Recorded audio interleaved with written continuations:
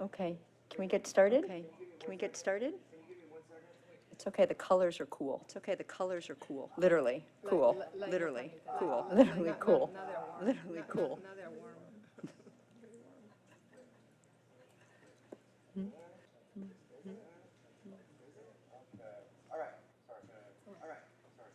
Okay, it's recording on? Okay, it's recording on? Okay. Okay. Welcome, everyone. Today Welcome, is everyone. Monday, Today April is 20th. Monday, This is a April convening of the San 20th. Rafael This is a City convening of Council. the It's a San regular Rafael City meeting. Council. It's a regular Request the meeting. city clerk to call the roll, Request the please. city clerk to call the roll, Councilmember please. Bushy is Councilmember Bushy is Present. absent. Councilmember Vice Hill. Mayor Kurtz is absent. Vice Mayor Councilmember Kurtz is Yeren absent. Present. Councilmember Yeren Present. Mayor Kate. Thank Present. you. I invite the Thank city you. attorney. I invite the city attorney to report out on a closed session that was held prior to tonight's meeting. Good evening, Mayor Kate. No reportable action was taken in closed session.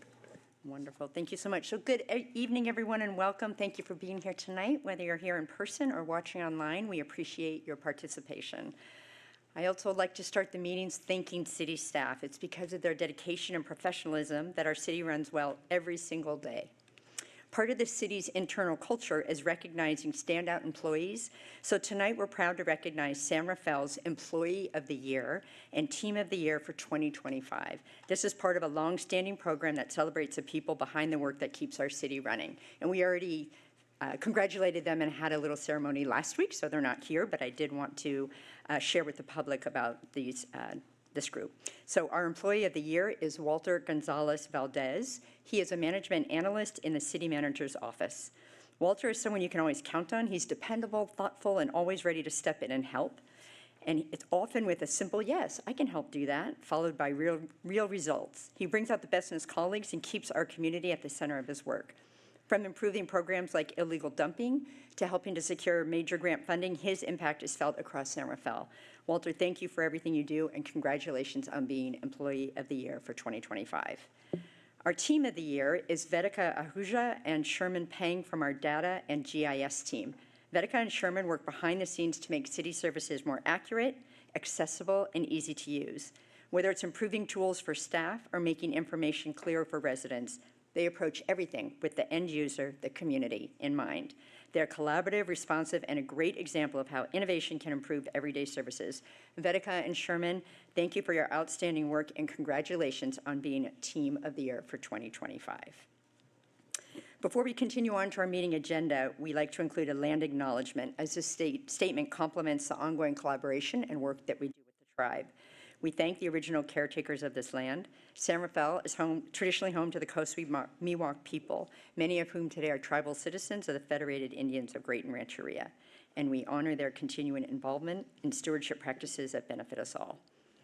Thank you for being here. I'll now turn it over to the city clerk to share how the public can participate in tonight's meeting.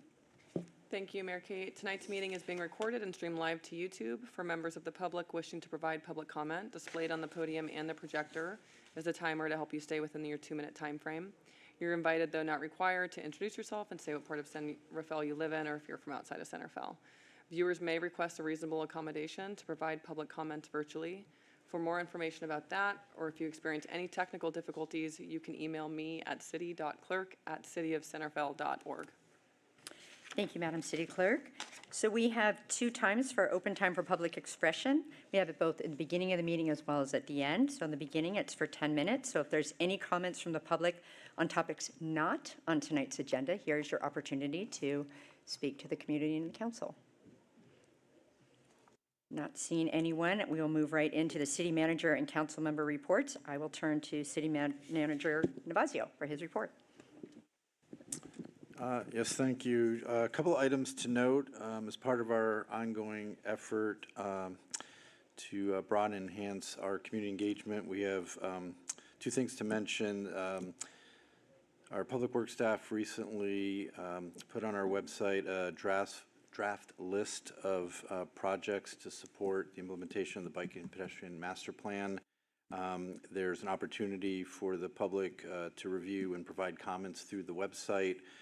We also note that the Bike Pedestrian Advisory Committee, the BPAC, is meeting tomorrow night at 6 p.m. here, and members of the public can also provide comment through the BPAC. And this will be coming to the council later this summer for discussion at the council level, but seeking community input there. Similarly, council is aware that one of the initiatives at the city is to develop our language access plan to ensure that non-English speaking residents have equal access to the information. So that plan is currently under development. There's also opportunities through the website for members of the public to comment and provide feedback as we develop that plan. I will also note, folks may probably be aware of this, but last week, one of the public art exhibits that was showcased at a couple of meetings ago was erected at the community center on B Street. That is a temporary location for the Touch the Sky sculpture. It's a pretty impressive piece of art. It will eventually be relocated to 2nd and 4th Street later this year, but we invite folks to check that out. Couple of meetings I would note. There'll be a forum on wildfire preparedness that's being sponsored by the, I believe, MWPA with city participation. That will be held on Saturday, May 2nd, 9:30 to noon at Embassy Suites. So members of the public can get information to ensure that they're prepared for any potential fire emergency. And more specific to the city, just a couple of meetings. Tomorrow morning, the Economic Development and Housing Subcommittee's meeting upstairs, 3rd floor conference room at 10 a.m. I mentioned the Bike and Pedestrian Advisory Committee tomorrow evening. Next Tuesday, 7 p.m. in Council Chambers, Planning Commission will have their next regular meeting. That's all I have. Thank you. Thank you. I'll turn to my council colleagues. Councilmember Uribe-Gulati. Thank you, Mayor. I attended a town hall community meeting with Spinnaker and Bay Point neighborhood, and it was very well attended. I really want to appreciate our team. The meeting lasted probably I don't know if it was over 2 hours, but thank you so much to everybody that was there that evening providing great information. And we will continue the conversations. This is another one of our engagement with that community. Attended also the Marine Sea Level Rise meeting. This is a collaboration between all the different municipalities and governments in Marin County around sea level rise. And I had the pleasure to listen to our very own Kate Hageman and Cory Bitov presenting on our 2-year plan on sea level rise and our findings. So it's always great to be able to share this with, again, our colleagues too. It's going to take a lot of time and collaboration to actually come up with solutions for this problem. So it was great to be there. And then attended class at the San Rafael Public Library. It was a garden prepping for spring with the Marine Master Gardeners, and I just want to congratulate our public library. It's offering great programs for pretty much everybody, so it's always great to attend. And a reminder that tomorrow night we have our climate change action quarterly meeting, and it's going to be amazing. It starts at 5 o'clock, and we are collaborating with youth groups that they are going to be presenting some of the projects. So again, thank you so much, Cory Bitov, for helping organize this great meeting. Thank you. Thank you. Councilmember Hill. Thank you, Mayor. I have 2 meetings to report. Last Tuesday, I attended the Finance Subcommittee meeting. One of the agenda items that we went over is on the agenda this evening, the Marin Sanitary Service franchise amendments, and 2 other items related to park impact fee, as well as recreation and child care cost of service analysis fee study. And on the same day, in the evening, attended the groundbreaking for the Mill Creek project at 9:30 Irwin. I was there with Mayor Kate and Vice Mayor Kurtz. This building will be 8 stories and 210 residences. The crane is now fully erected and starting to do crane things. Thank you. Thank you. It's the time to check in with the community, as it always is. I had the honor of speaking at WENA, which is the West End Neighborhood Association, and then I also spoke with MARA, the Montecito Area Resident Association. Both were really well attended, and folks were very interested in all that's going on in San Rafael. So I think that's the 7th meeting maybe I've had in 2 weeks with neighborhoods, including yours, so there's been a lot in the last couple of weeks. In addition, we had the Point San Pedro open house on Friday.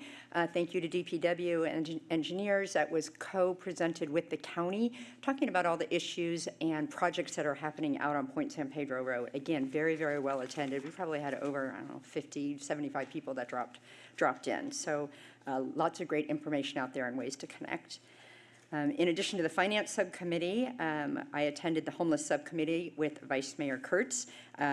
We had a discussion around the ERF 5, which is Encampment Resolution Fund 5 funds from the county, as well as the philanthropic potential working with MCF and what that would look like. And I think we'll probably touch on that because we have an agenda item related to that later on this evening. In addition, we talked about 350 Marydale, including the site plan and other issues, and it was attended by members of the public, and I want to give a shout out to Mariana. She had a great idea of how do we continue to have outreach to folks that are maybe paying attention but not totally paying attention, and sending a postcard, totally going the old-fashioned way. So also it was nice that she offered, and I'll put her on the spot, to help co-create that postcard. So I think that would be great that we can work together and figure out the timing of that, probably have a QR code to send people the information. So looking forward to yet another great tool for outreach in our toolbox. And then finally, the SMART, Sonoma Marin Area Rail Transit, had our meeting last week. Ridership is up 32% over March of 2025, and the bicycle usage, that's pathway usage, is up 33%. There are a lot more statistics on the SMART website having to do with the continued growth of the SMART rail. So thank you, as always, for the work that you do between meetings on the dais. Before we go to the consent agenda, we'll take take comments from members of the public on any of the reports. If you'd like to speak, now is your opportunity. Okay, we will move along to the consent agenda. Are there any items that my colleagues would like to pull from the consent calendar? Not seeing any. I will open up the public comment on the consent agenda items 2A through 2F. You're invited to speak. You're not required, but welcome to say your name and what part of San Rafael you live in. And also, if it's helpful, what consent agenda item to which you're referring. Good evening, Mayor Kate. Thank you. Good evening, Mayor Kate, council members Ken Dickinson, San Rafael Meadows. I would like to respond to the approval of the minutes for the last city council meeting, item 3C. You, Mayor Kate, dismissed the public's concerns by claiming the former city manager's departure was an agreed-upon mutual separation that was, as you put it, the story beginning, middle, and end. That is not leadership. It's a brush-off that treats San Rafael taxpayers like children. The real story, the one you were trying to bury, is that this council authorized almost $500,000 to a resigning official while our city faces a $3.5 million budget shortfall. This massive expenditure of public funds followed a heavily redacted independent report that describes your administration's handling of the 350 Marydale project as a symbol of chaos. The Marin IJ editorial board has now weighed in this past weekend and made it clear you are not off the hook, as they put it. They called your actions an inner sanctum strategy that intentionally left out and blindsided the very residents who were elected to represent. For 9 months, you developed these plans behind closed doors. You allowed yourselves to be what the IJ termed out-of-the-loop bystanders, while the public deserved to know why you were poised to spend $7.3 million of their money. I return to insist on accountability. This council must own its failure and provide full transparency rather than retreating behind the legal shield of mutual separation agreements. The Marin IJ is right. It's time for you to take a hard look at how the city conducts the public business. You were elected to be in the loop and keep the public in the loop also. Please shine some light on all of this. Thank you. Any other comments on the consent calendar? Okay, not seeing any. I'll bring it back. Request a motion on this item, please. I'll move to approve our consent agenda. Second. Moved and seconded. Roll call, please. Councilmember Hill. Aye. Councilmember Edens, Gulati. Aye. Mayor Kate. Aye, that motion carries 3-0. Our first agenda item, or the next agenda item, is a public hearing on the Marin Sanitary Service franchise amendments. And I see that Corey Bidoff has joined us, so welcome. Good evening, Mayor and Council. Get this going. Let's see. There we go. Okay, great. Nice to see you. We have 2 items in a row related to our refuse service. The first one is franchise fees and franchise agreement amendments, and then the one immediately after will be our San Rafael Muni Code, and they're all intended to go together to try to cinch them all up and make sure that they're all in alignment. So the first one, a little background, Marin Sanitary Service, as you know, is our sole waste hauler, and they're also the sole waste hauler for many other jurisdictions in Marin, including all these cities and towns listed, parts of the county, and the Las Colinas Valley Sanitary District. The city has fees. All the cities have fees related to refuse service with Marin Sanitary Service, and they may be subject to Prop 26. As such, we need to demonstrate reasonable charges for city costs, mostly staff time, related to refuse service, use of city property, and until recently, vehicle impacts as well. The first study was done a few years ago in 2023 by R3 Consulting Group, Inc., and we do have, I think, Garth Schultz from R3 on the line as well to be able to answer questions afterwards. And it's updated periodically to account for changes in actual practice, cost, or in this case as well for changes in the law. So last year, a court case was resolved, Rogers versus the City of Redlands, which held that due to state vehicle code, refuse vehicle impact fees are not valid. And so we directed Marin Sanitary to stop service or stop payment on that fee as of January 1st, and tonight's recommendation is to rescind that entirely. And that's a reduction of about $1.5 million annually to the general fund. Finance Director and Interim City Manager Paul Navazio set aside some funds to partially offset some of that funding loss when it became apparent toward the end of last year. So it's not a full loss in this fiscal year. So we had the fee study updated, and that's in your packet as one of those 7 attachments. And this study analysis shows reasonable amounts for the cost of service fee, mostly staff time again, including street sweeping, refuse removal, and administration of the contract and all the other things related to refuse that we do here at the city, as well as the franchise fee, which is the use of city property. It's basically the cost of the entitlement for encroachment in the public right-of-way. As you know, people set out their garbage cans in the public right-of-way each week, and more often for service. So the fee study results at the high level was a slight reduction in the cost of service fee. Again, that's mostly the staff time related to refuse of about $33,000. That leaves us with about $1.9 million in cost of service fees. And we're recommending no change to the franchise fee amounts to remain at $1.216 million. The other thing that we're doing in this amendment is not only to codify those changes, but also to include street sweeping in what Marin Sanitary Service does for us. Trash is a major portion of what the street sweeping collects. They do it on behalf of other cities and towns. We can't keep up with the demand. Public Works is constantly trying to catch up with the demand and also needs to comply with state regulations in terms of keeping refuse out of storm. So this would provide additional frequency and ability to keep up with demand in residential areas, and that's where the proposal is, to be able to increase service in residential areas. Public Works would still continue to do the street sweeping. This is an addition to that. It's a very slight addition to the rates for a very popular, very in-demand service, and there would be no change in the rates this year. We're not recommending a change in the rates like we often do. One other thing about the street sweeping, I apologize, is that this is $56,000 this year, mainly because we're starting in May or June. In a full year, it'd be about $97,000, which still is less than 0.5% bump on the rates. The other thing in the amendments is entitlement encroachment. So this is one of those historic things that we are trying to codify and make sure is in both our franchise agreement as well as our Muni code.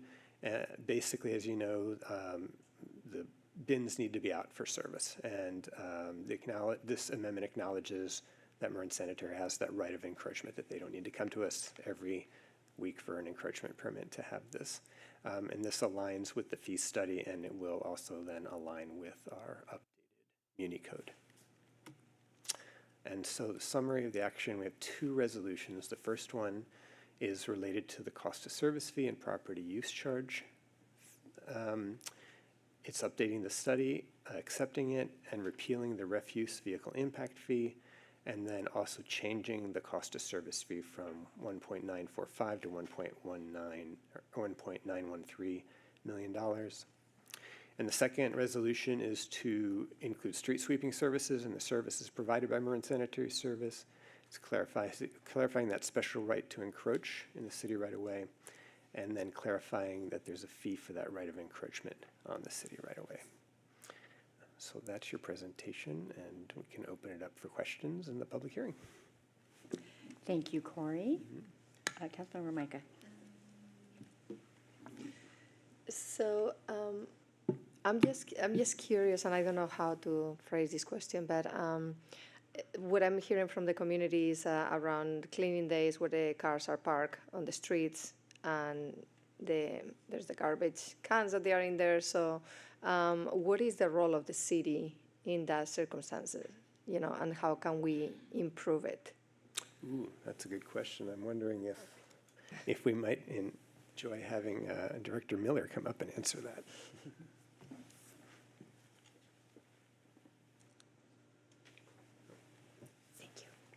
Hi, April Miller, Public Works Director.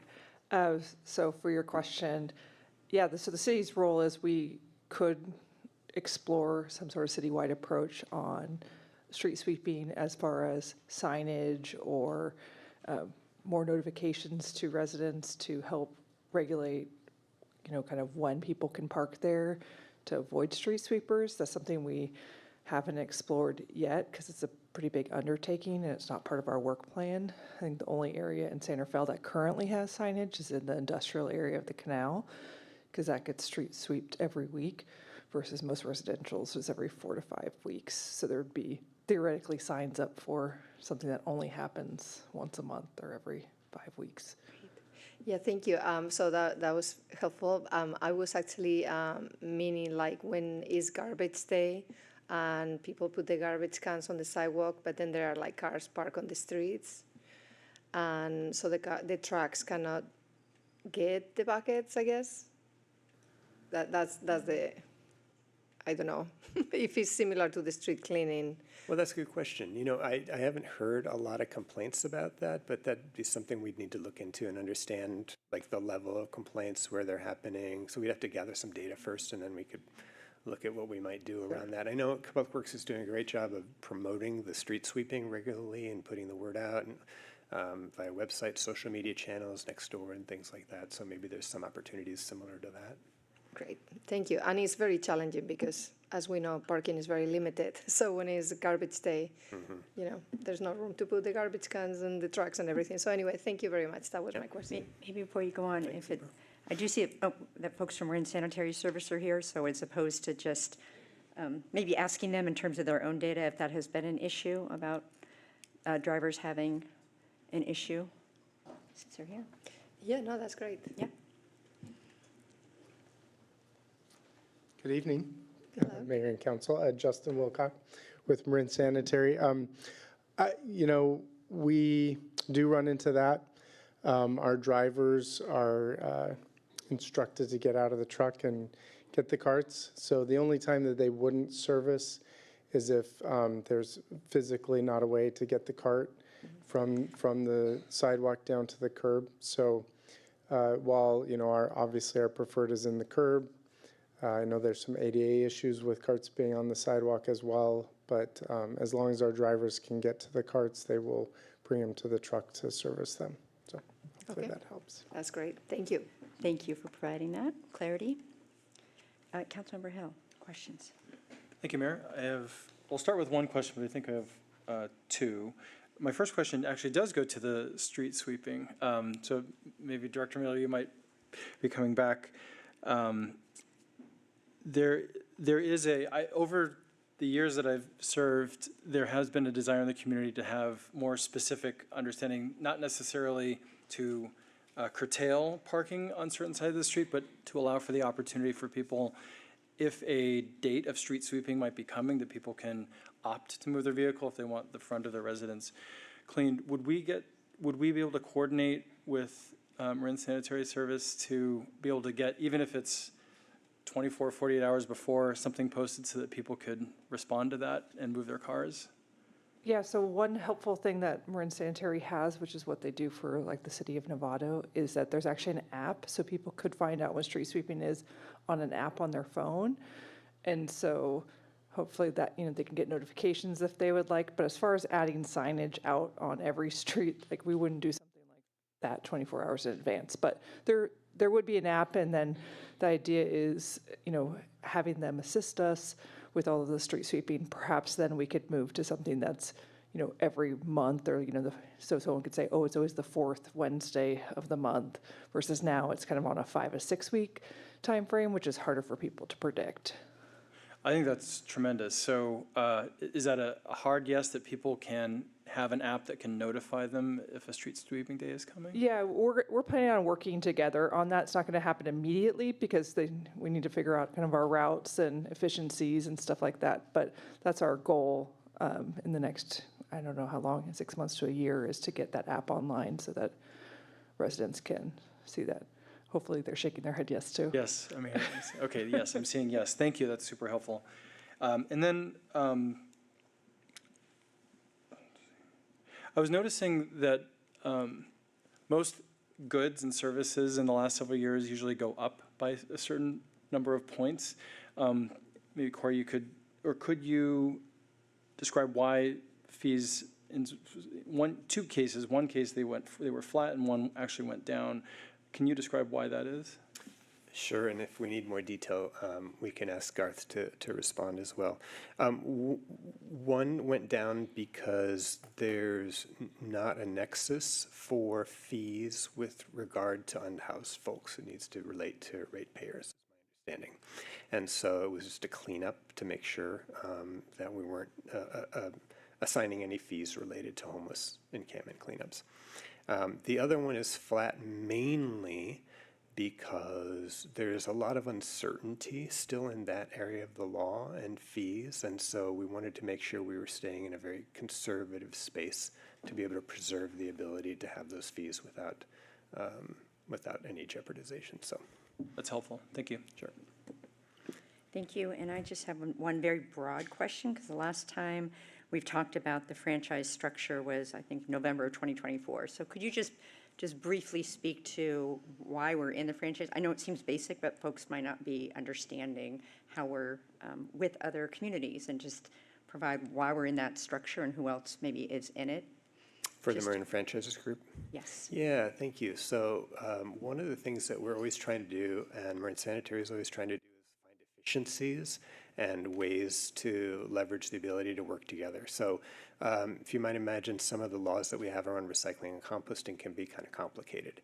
And if you live in Sonoma County and people do things one way, and then you come to Marin County and they do things a little differently, it could be confusing for people to figure out what to do. So by us all working together and having our franchises line up as much as possible, it's much easier to communicate to customers, to ratepayers, to residents and businesses in all the towns.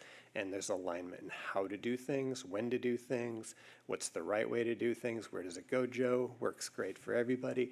So that's one thing. The other is that by us working together, we can hire consultants like R3 that can do the assessments and analyses for us and the rate studies and all at a much cheaper rate. And so we all pay into that.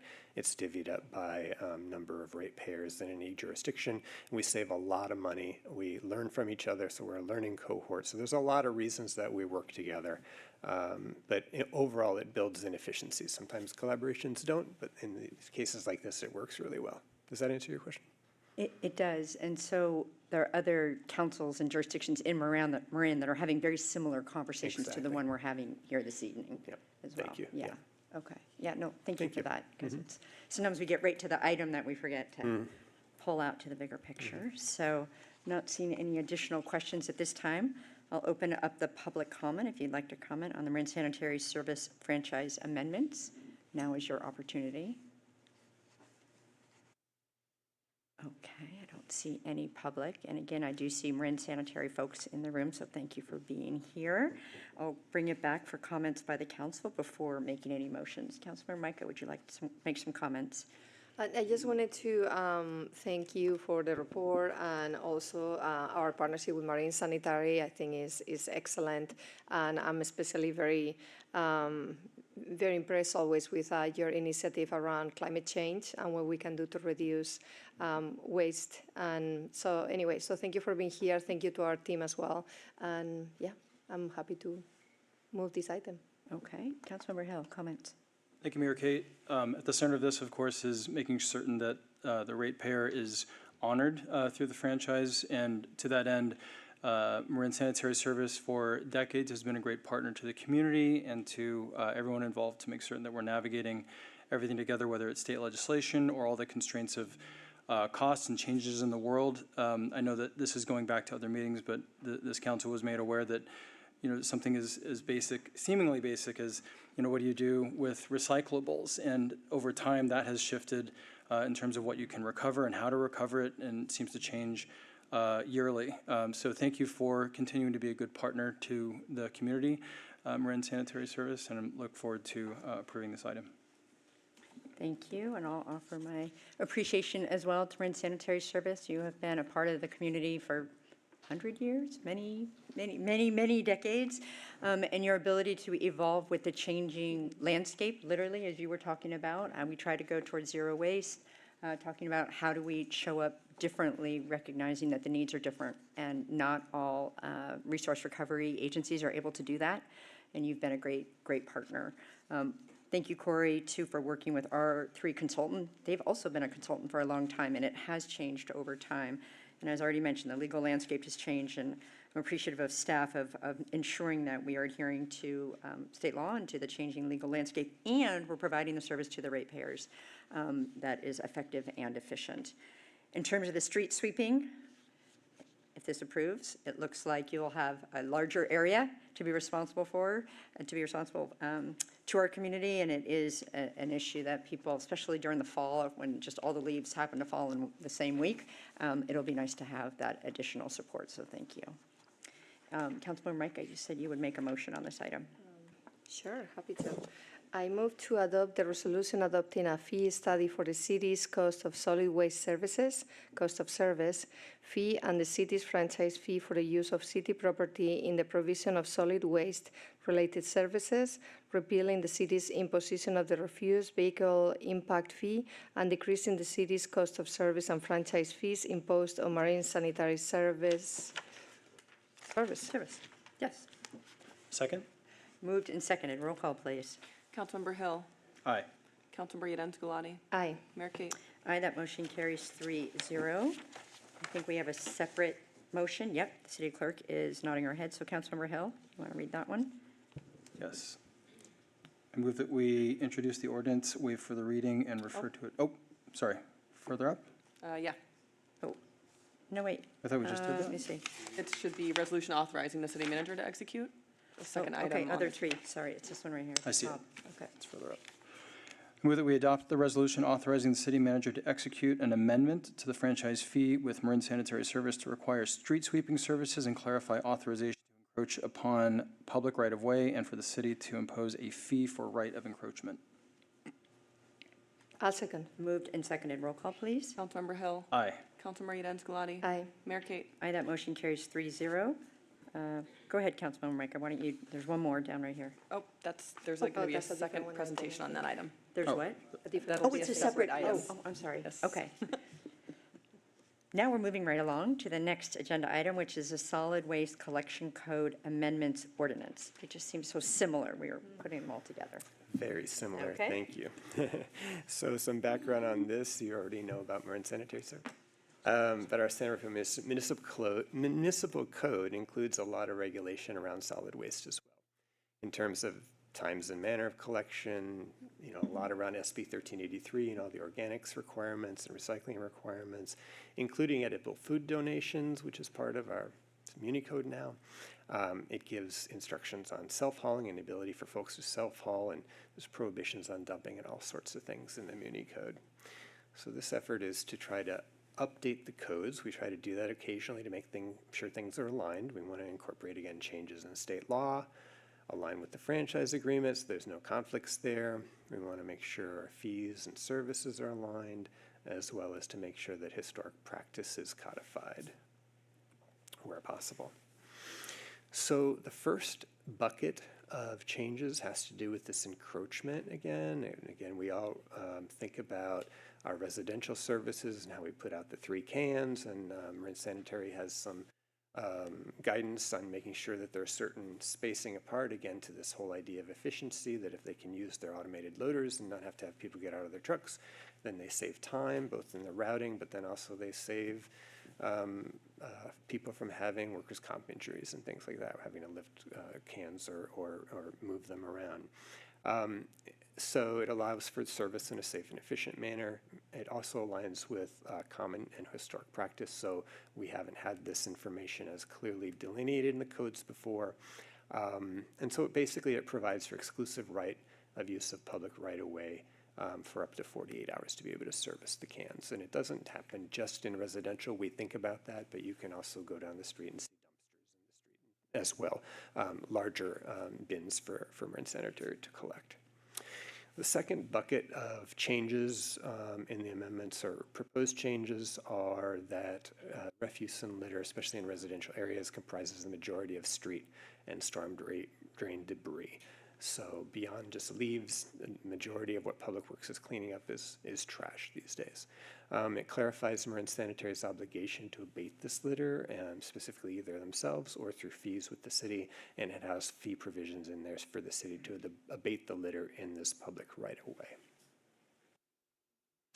The other bucket of amendments has to do with just updating some definitions in there, removal of lien provisions for lack of payment. It's not historically anything that we've done or that really makes a lot of sense. And removal of this one got slipped in there into the International Property Maintenance Code last time with the building code amendments, and it's not appropriate for it to be in there. So we're just seeking to remove it so that it's in one place in 9.19, our refuse ordinance, so that when it gets updated, it only needs to be updated in one place. And so that's just a quick summary. You have the staff report and those ordinance amendments in front of you. Again, the proposed action is to adopt a new ordinance amending these 3 chapters. The last one specifically is basically just a removal of reference to times and locations of refuse bins in the International Property Maintenance Code. The council action also includes a CEQA determination that it's exempt. I'll turn it over for questions in the public hearing. Thank you. Any questions? Yes, Councilmember Hill, go ahead. In the same vein as the mayor's question last time, because it made sense that other municipalities would be entertaining a franchise amendment similarly. But this one seems a little different. This one seems more specific to San Rafael. Would you just confirm that other municipalities aren't doing the exact same thing that we're doing this time on the amendments to our ordinances? Exactly. I don't believe that they are, although I must say I haven't checked, so I haven't talked to any of the other franchises about whether they're doing this. And this microphone keeps going out. Yeah, these are very specific to ours, again, to align with the franchise agreement and historic practice. And so different municipalities are quicker or slower in codifying common practice in their ordinances. Right. Thank you. That's my only question. Thank you. I don't have any additional questions, so I'll open up the public hearing. If you'd like to comment on the Solid Waste Collection Code Amendments Ordinance, now is your opportunity. Okay, I'm going to close the public hearing and bring it back. There were no questions that were raised or comments, and I would accept a motion on this item, in addition, unless there are other comments that Yes. you'd like to make. Yes, I'll definitely make a motion. And first, I wanted to recognize again Corey. I know that he works really hard with our community and with Marine Sanitary. I like the idea of removing fees because, as we know, some of our community members, it's very hard for them to afford anything like that. And we are always love to do more like encouragement for people to try to do that. So anyway, but thank you so much. And with that, I'll make a motion to introduce the ordinance, waive further reading, and refer to it by title only. Second. Moved and seconded. Roll call, please. Councilmember Hill. Aye. Councilmember Eden Scalati. Aye. Mayor Kate. Aye, that motion carries 3-0. If the city clerk could read the title of the ordinance, please. An ordinance of the City Council of the City of Centerville amending Chapter 9.19 entitled Solid Waste Collection Disposal of Edible Food Recovery, Chapter 11.04, entitled Encroachments in the Public Right-of-Way, and Chapter 12.260, entitled International Property Maintenance Code Amendments of the Centerville Municipal Code. Thank you, Madam City Clerk. We'll move to our next agenda item. Thank you, Corey, for both of those items. Thank you. The next item is approval of Measure AA expenditure plan. And I've been looking forward to this item as the chair of TAM. This is an item that all the cities and towns in Marin County are voting on. So welcome, Derek McGill. I will turn it, Director Miller. First, I'll turn it over to you, I guess, and then we'll hear from Derek.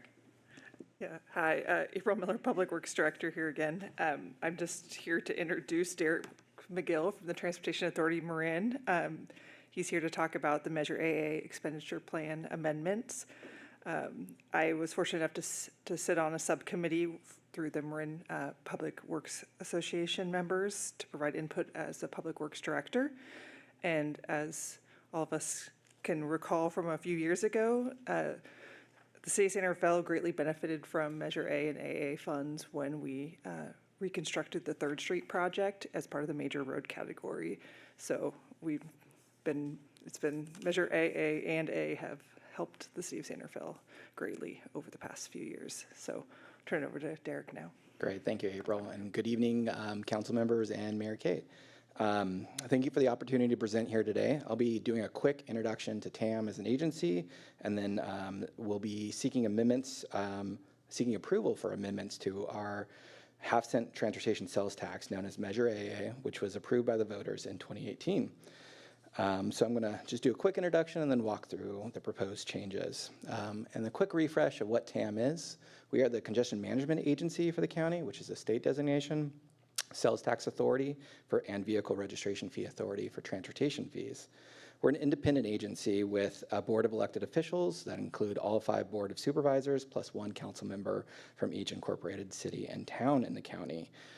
We have requisite advisory committees, such as our Community Oversight Committee, as well as our BPAC, and we have 14 staff, so a pretty limited agency with a bigger board than staff. We were formed back in 2004 when the first transportation sales tax, Measure A, was approved by the voters. It's worth noting we're not a transit operator like Golden Gate Transit or Marin Transit. We don't operate any transit services, and we're not an owner or operator of any roadway networks or land assets. So we really rely on partnerships to deliver improvements with folks like April, as well as councils like yours, to really move projects forward in this county. So what is Measure AA? This is really center to our work at TAM. It's delivering on the commitments of this measure. When this was re-upped in 2018, it garnered a 77% approval rating from Marin County voters, and we take that support seriously. The approval included not just the sales tax rate at ½ cent, but also an expenditure plan detailing how funds are to be spent. The pie chart shown here. And it's split into 4 major categories of improvements to highways and interchanges, as well as local roads, safe routes to schools and crossing guards or school transportation services, and local transit services. It is a 30-year measure, and it expires in 2049. We're very fortunate to have this funding. In California, Marin is known as what is known as a self-help county due to the passage of Measure A and Measure AA. Measure A provides funding for local and countywide priorities, but also along with Measure B, it provides that local funding that leverages regional, state, and other federal funds. Typical for TAM, the chart here shows our annual budget, and local funds are about half of our revenues. The other half come from those outside grants, which we're very grateful for. As a result of our role with funding and coordination at TAM, we work with a lot of partners, our transit agencies, the cities, the towns, and the county departments, community groups, schools, and the feedback we hear predominantly from all of those parties is that having local flexible funding is important to the work that they do as well. And it supports a lot of projects and programs from bus services, to sidewalks, to crossing guards that are their priorities for transportation. So that brings us to today's topic. The 2018 expenditure plan included a provision to review the measure every 6 years and to consider amendments to keep pace with the changing world of transportation. That's a direct quote from the measure. It's a unique opportunity to reflect and adjust if needed. And so the measure went into effect in 2019, and 6 years was 2025. Therefore, we started the process in 2024, about a year and a half ago, to conduct this review. We sought input from the board, from the public, from partners, from the fund recipients on what's working, what could be included, or what can be improved, and what unmet needs exist. The review also included analysis of how this aligns with our goals as a countywide transportation plan for the county, our financial projections, how much funding was expected in 2018 and what we're expecting now, 6 years in, and then travel and demographic trends and forecasts of what we can expect in the future. All that information was provided to our board back in the fall of 2025, and I just want to note that this is really a good governance review to assess the successes and the opportunities of the measure and account for the many changes that have occurred over the last 6 years, like global pandemics, and are still playing out as we respond to and our behaviors change in response to those trends. So this slide shows the overall process and schedule. It's an important piece that any amendments are required to go to the TAM board and be approved by a majority of the members of the TAM board, the board of supervisors, and the majorities of cities and towns representing the majorities of the incorporated population. Amendments do not need to go back to the voters. As noted, we worked through the analysis and outreach of this plan back in 2025 and brought the draft of this amendment to the expenditure plan to our board in December and January.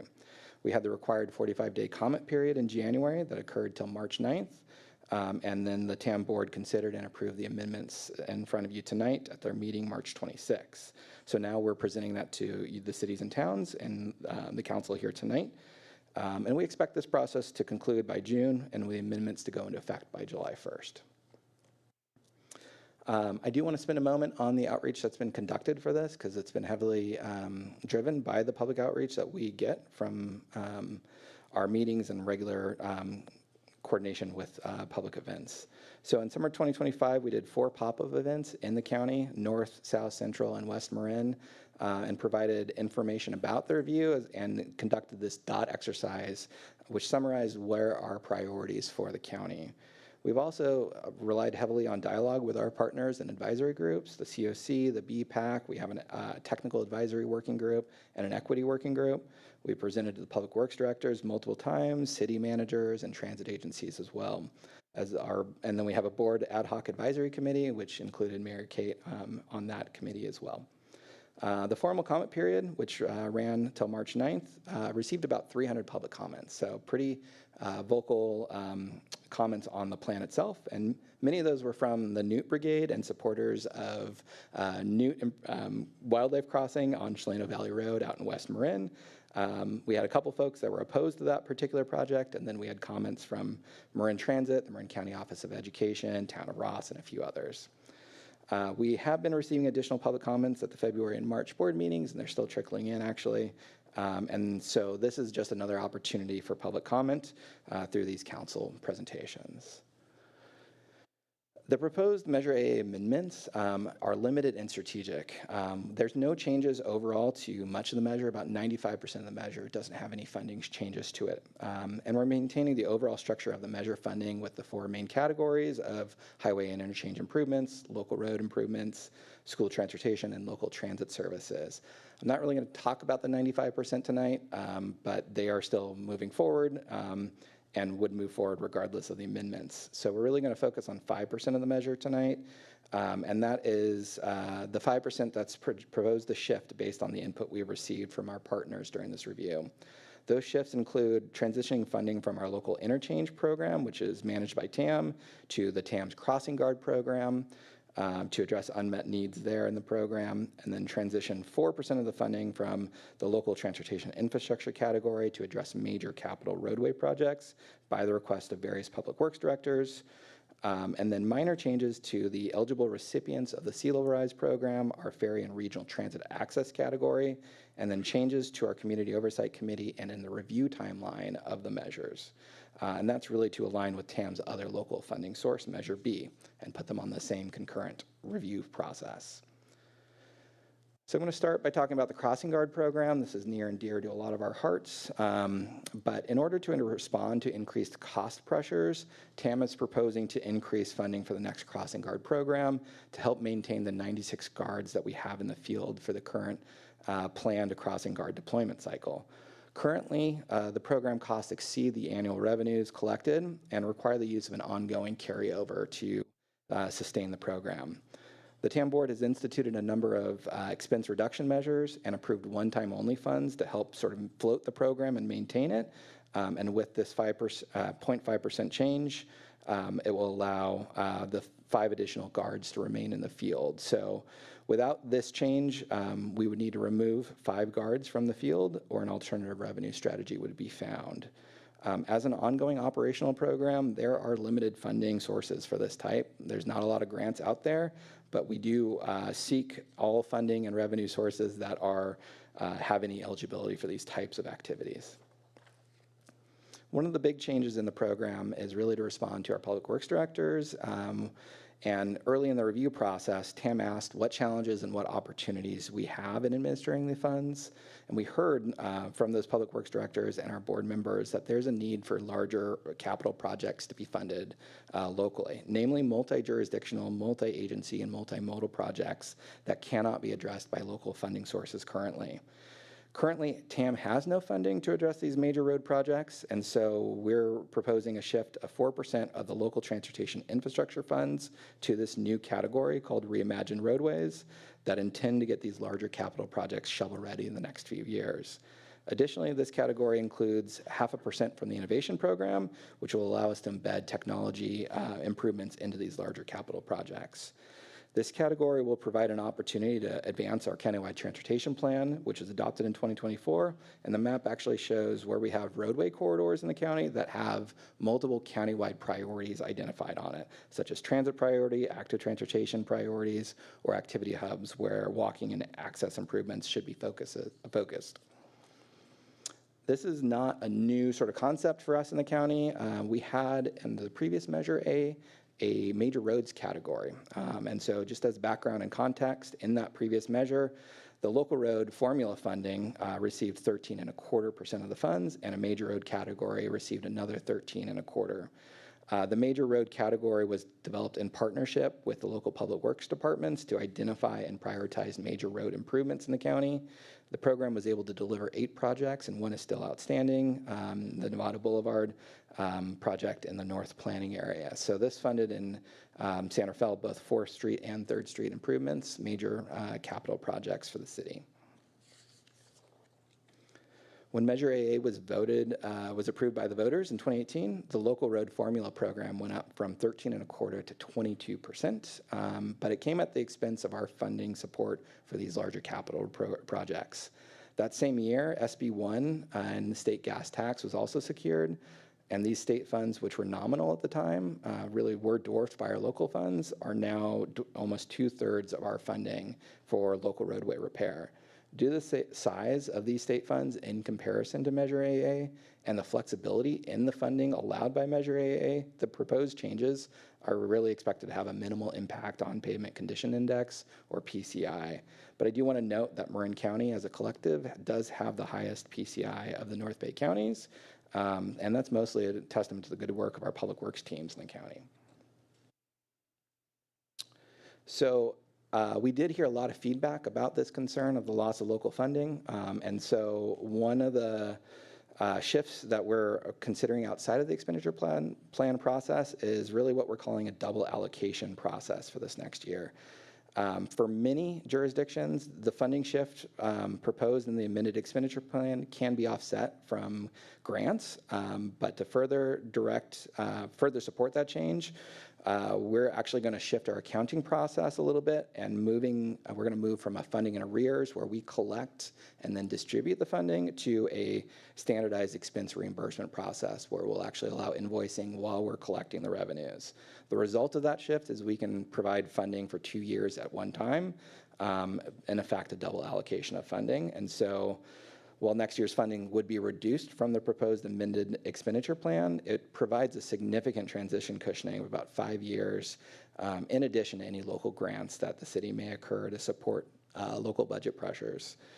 I do want to note that the Category 2.1, the formula funding, due to the significant public input that we received, we are making an amendment to the expenditure plan that clarifies that any roadway components of environmental projects or protections are eligible uses of the funds. In addition to those major changes, the 5% that we're talking about, there are a number of other small changes. So we are proposing to align the review cycles of both of our local revenue sources, Measure A and Measure B, that results in a schedule that will conduct concurrent review in 6 years and then concurrent reviews on an 8-year cycle until the life of Measure A expires. The amended expenditure plan also makes language changes to our Community Oversight Committee membership to align the two measures and makes eligible recipient changes to the TAM Sea Level Rise program, mostly to reflect the current planning framework for that program, and then broaden the eligible recipients for the ferry and regional transit station, transit access programs to include all rail and ferry stations, as well as TAM and Marin Transit as eligible recipients. In order to amend the expenditure plan, the TAM board was required to approve the expenditure plan, which occurred at its March meeting. The Board of Supervisors were also required to approve the plan, which occurred last Tuesday. And now we are on the roadshow presenting to all the cities and towns. We need 50% of the towns representing 50% of the incorporated population. And we are well underway with scheduling those plans. We have another meeting tomorrow night, and then we'll be conducting all of those in April and May. We are happy to answer any questions you may have on this, and we are requesting action tonight to approve the amended expenditure plan as approved by the TAM board on March 26th. And with that, I just want to thank you for your time and the opportunity to present tonight, and thank your staff for the participation in this effort as well. Thank you, Derek, and I appreciate that the slide deck is also in the meeting packet because there's a lot of good information in there. I'll turn to my council members to see if there are questions. I'll start with Councilmember Hill.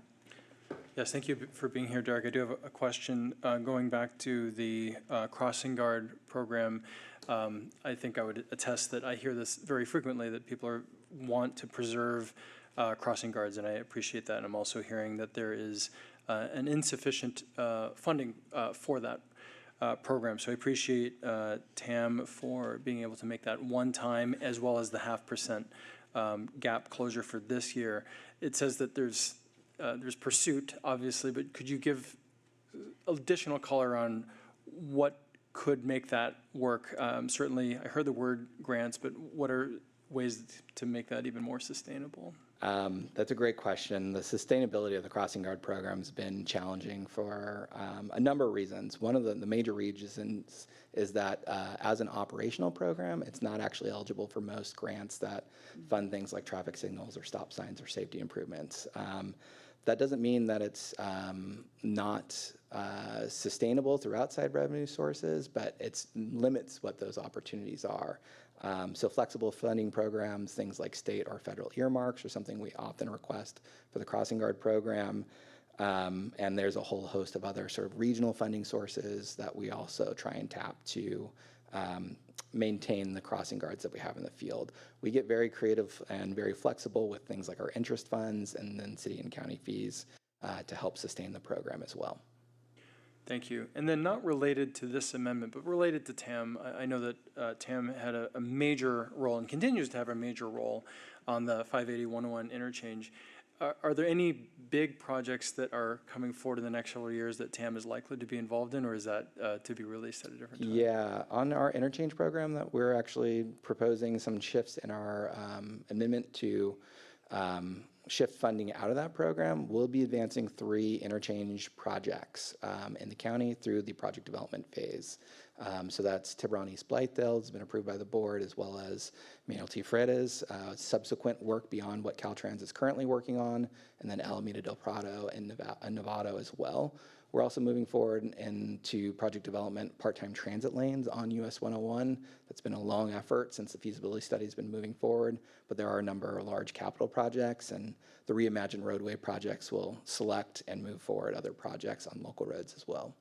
That's super helpful, and thank you for elaborating that. I know that wasn't part of the packet directly, but it helps, I think, for the community to understand that even that one line item around interchange funding is really critical to make sure all the things that go into it, from community engagement and working with Caltrans and all the agencies, is not a very fast process. So appreciate the update. Thank you. Councilmember Llorens Golari. Yes, thank you. Thank you so much for the presentation. I have 2 questions. The first one is around sea level rise. I see that you're going to keep the same level, but now TAM is going to be one of the recipients. I was wondering if you could briefly talk about how you are approaching sea level rise. Sure. That's a great question. Thank you for that. So last year, the TAM board adopted its sea level rise program or plan for the study for the county, which looked at different focus areas and adaptation measures that could be considered in specific focused areas, including the canal in southeast San Rafael and in San Rafael. So one of the outcomes of that study was that we wanted to coordinate with our local public works directors on design guidance of what does that mean for our transportation assets, how much do we elevate, and how do we elevate them out of the floodplain. So we're currently underway with that process to develop guidance in terms of principles and design principles and a voluntary adaptation policy for cities to think about as they're moving forward projects to make sure they're embedding sea level rise into the project scoping and project concept design from the very start of the process.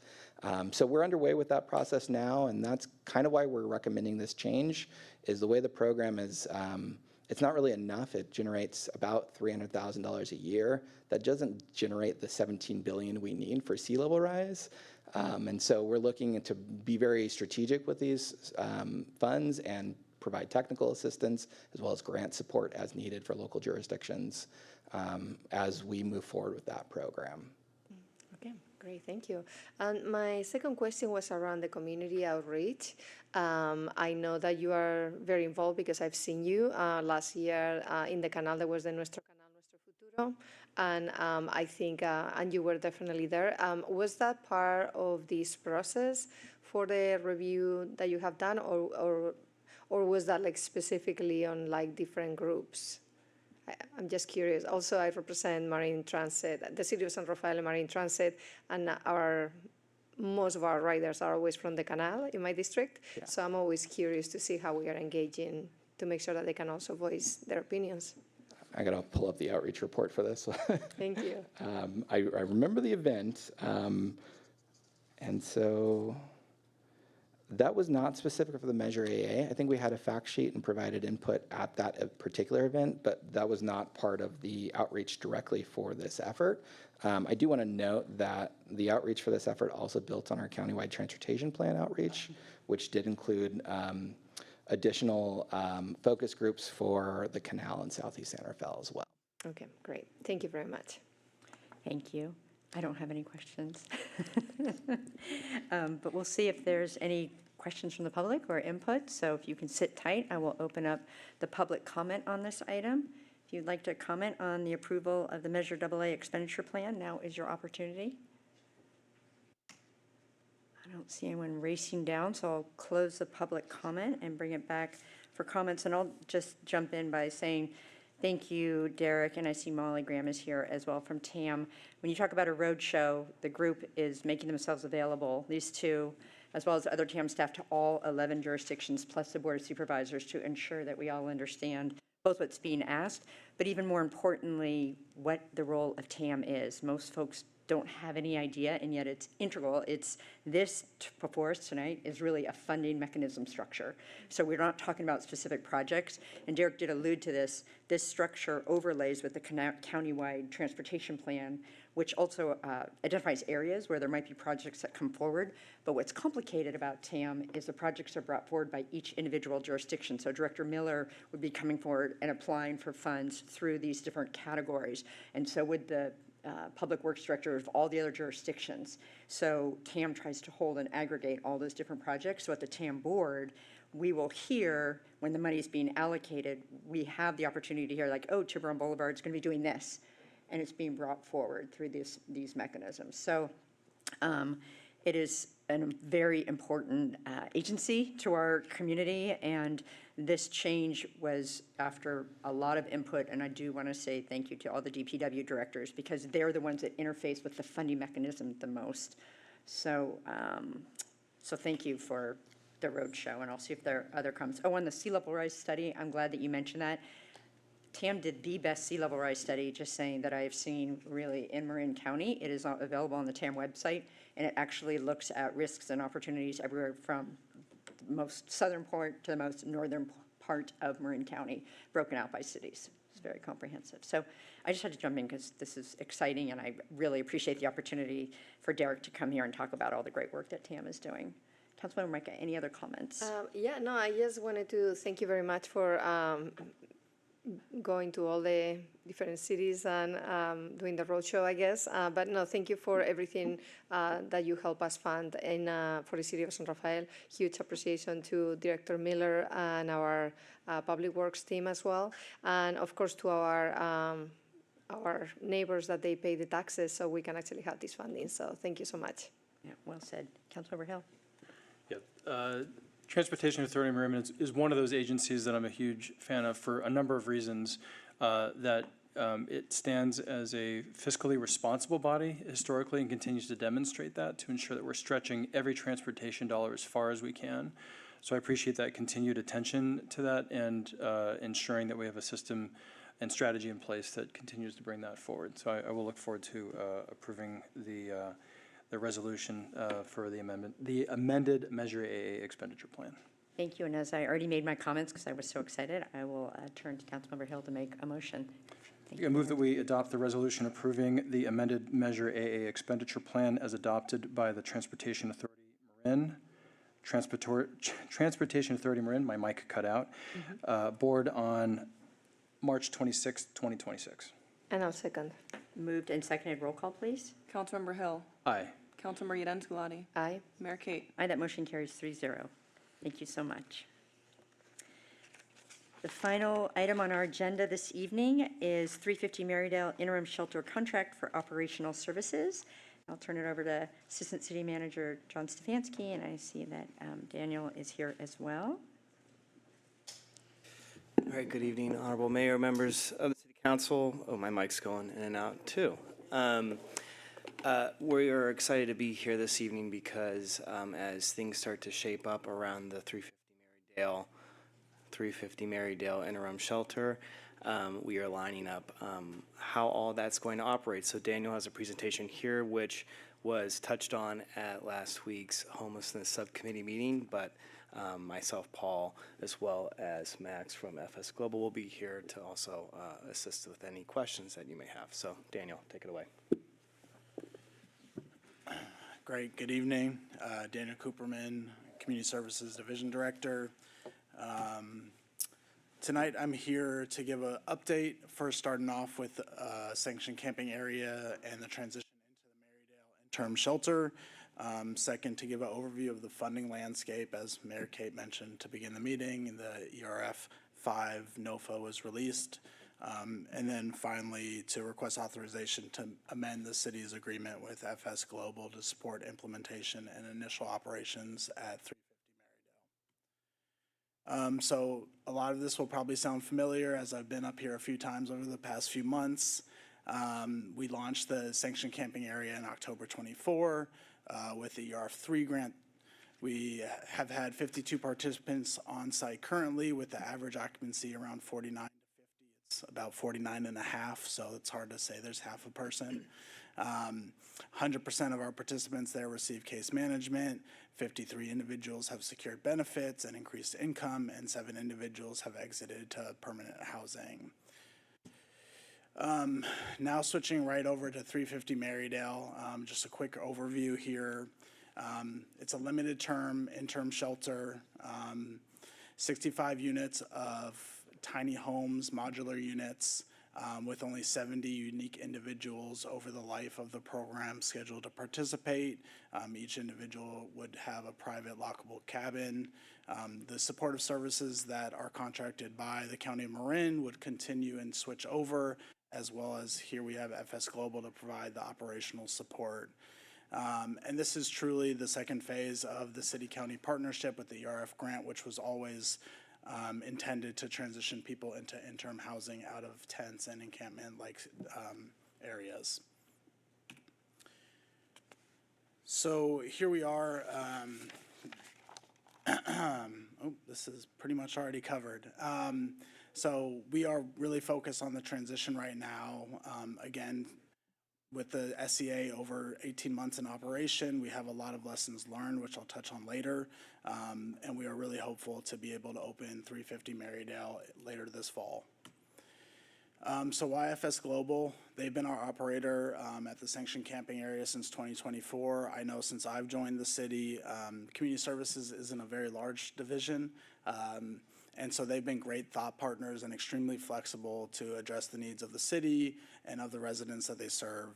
They have a track record of strong performance. They've done a great job establishing trust with program participants, which really has sort of that makes or breaks programs like these.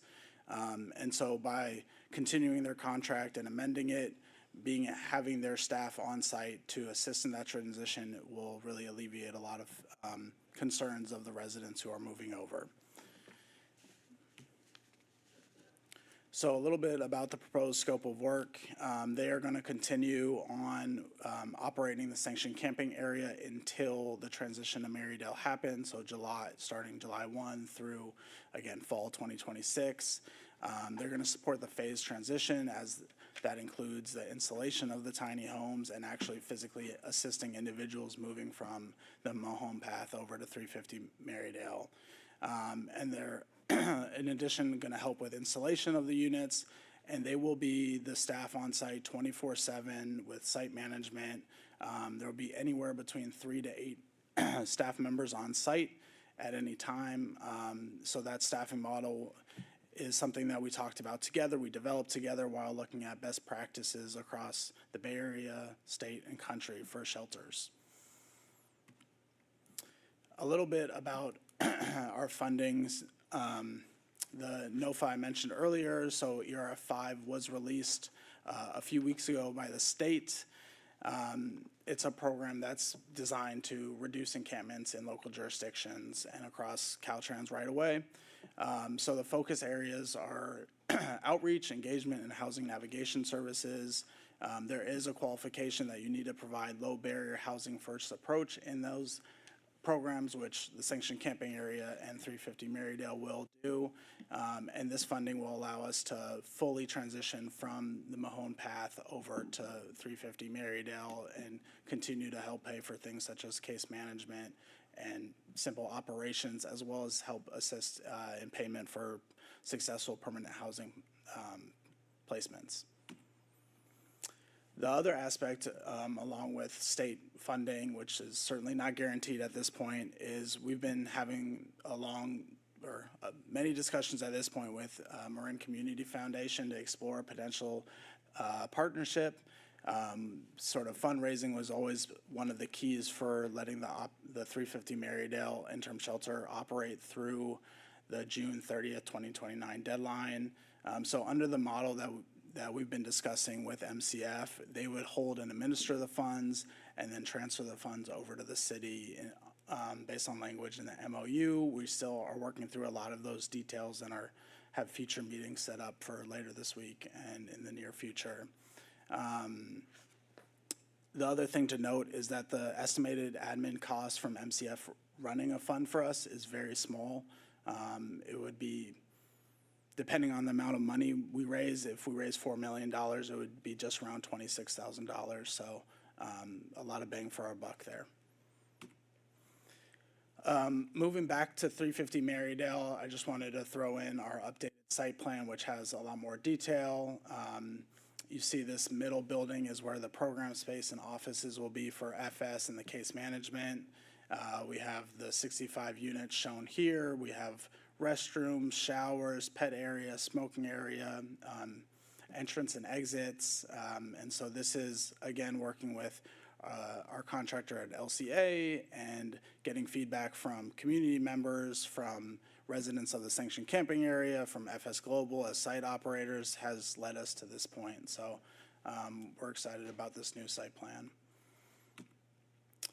And then just finally touching upon the transition, the city's first stood up the SSA, then the SCA, and now we're at 350 Marydale, which luckily doesn't have any S's in it.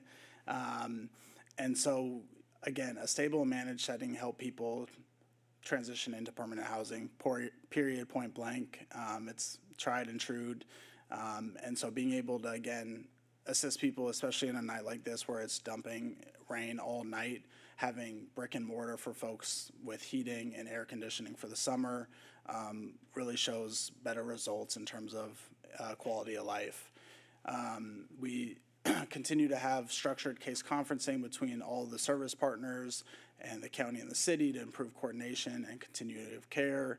And then the SEA, which Max and his staff lead, they do a town hall meeting every week to hear sort of collectively group feedback in terms of what they want to see from the site. All while providing culturally responsive services, including having staff that speak multiple languages. So FS Global will be responsible for the day-to-day management, keeping participants engaged, and on-site service coordination. The city's role really is oversight and policy coordination and building on the framework of our past programs. And then our general program practices, again, are informed by lessons learned and studying from other programs across the country. And then so a lot of this work we've done through our various community meetings and different areas of feedback. We have our unified good neighbor policy and participant code of conduct, which is one of the lengthier documents you'll see for an interim shelter program, but really spells out A to Z what is expected and then what residents and clients can expect from us as well. We have additional safety and accountability measures in there, and again, all of that fits in consistently with a low barrier navigation center and housing first framework, which is one of the main qualifications for state funding for homelessness. And that's it for tonight. Thank you. Okay, thank you for that update. I'll turn to my colleagues for questions. Councilmember Micah, go ahead. Yes, I have a couple. Thank you very much for the presentation. I'm just curious to see how many are Spanish speakers only in that we are planning to relocate? I don't have that number in front of me. There's certainly a handful, though. I can say that off the top of my head. Okay, that's good. Thank you. And when you're talking about the residents of Mahon and you're talking about the timeline to relocate them, are you also including the people that they are right now on Anderson Drive, or are those separately? For moving into Marydale? Yeah. So they would be on a similar timeline for moving into the interim shelter, yes. Okay. Yeah. Okay. And then what will be the process once everybody has moved there to have a new ordinance, to clean up the areas, that sort of thing? So I'll take that one. So the staff team is currently working on developing policy options for the homelessness subcommittee to review as it relates to camping ordinance changes at the May meeting. And so the plan is that once we have that discussion with the subcommittee, we will bring forward a recommendation to the full city council for adoption, and then aim to have that take effect near or concurrent with the opening of Marydale. So as individuals are relocating over to the Marydale site, we're then able to come in and prohibit camping along Anderson, and then have our DPW crews go out and start to restore the area as well as the Mahone Creek path back to its original intended use. Okay, great, thank you. And my last question is, as our intention is to really having a developer to build housing on that site, when are we going to start the process of engaging, trying to find some developers to build housing? So I will take a stab at this, but Mike could put you on note as well. But our Community and Economic Development Department has issued a request for proposals to identify a potential developer that we could go into exclusive negotiations with to redevelop the site for affordable housing. And so I believe that those proposals are due in early May. And we'll be following kind of a similar process that we did as the city did with 519 4th. Great, thank you very much. Thank you. Councilmember Hill. Thank you. Thank you, Dr. Cooperman. I have a few questions.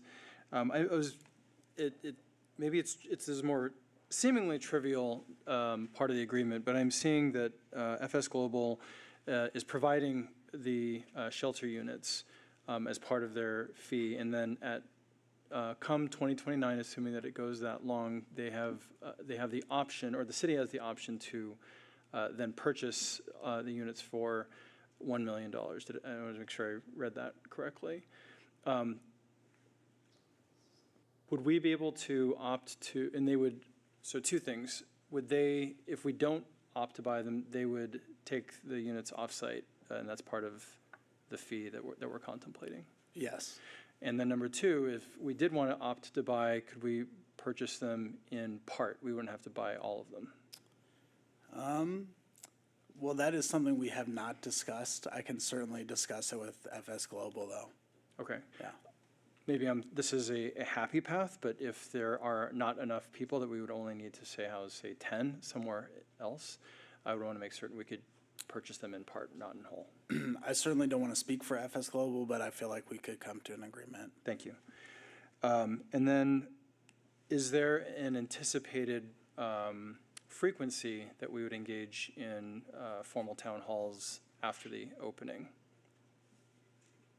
Or is this more for that we would just leverage standard operations, either emailing and homelessness at San Rafael or through other mechanisms if people wanted to engage? Could I ask a clarifying question to that? So when you say town halls, are you referring to like broader community meetings, or the town halls that FS holds with Sorry, program participants? I should be more clear, sorry. I'm talking about engagement with the community, the surrounding community.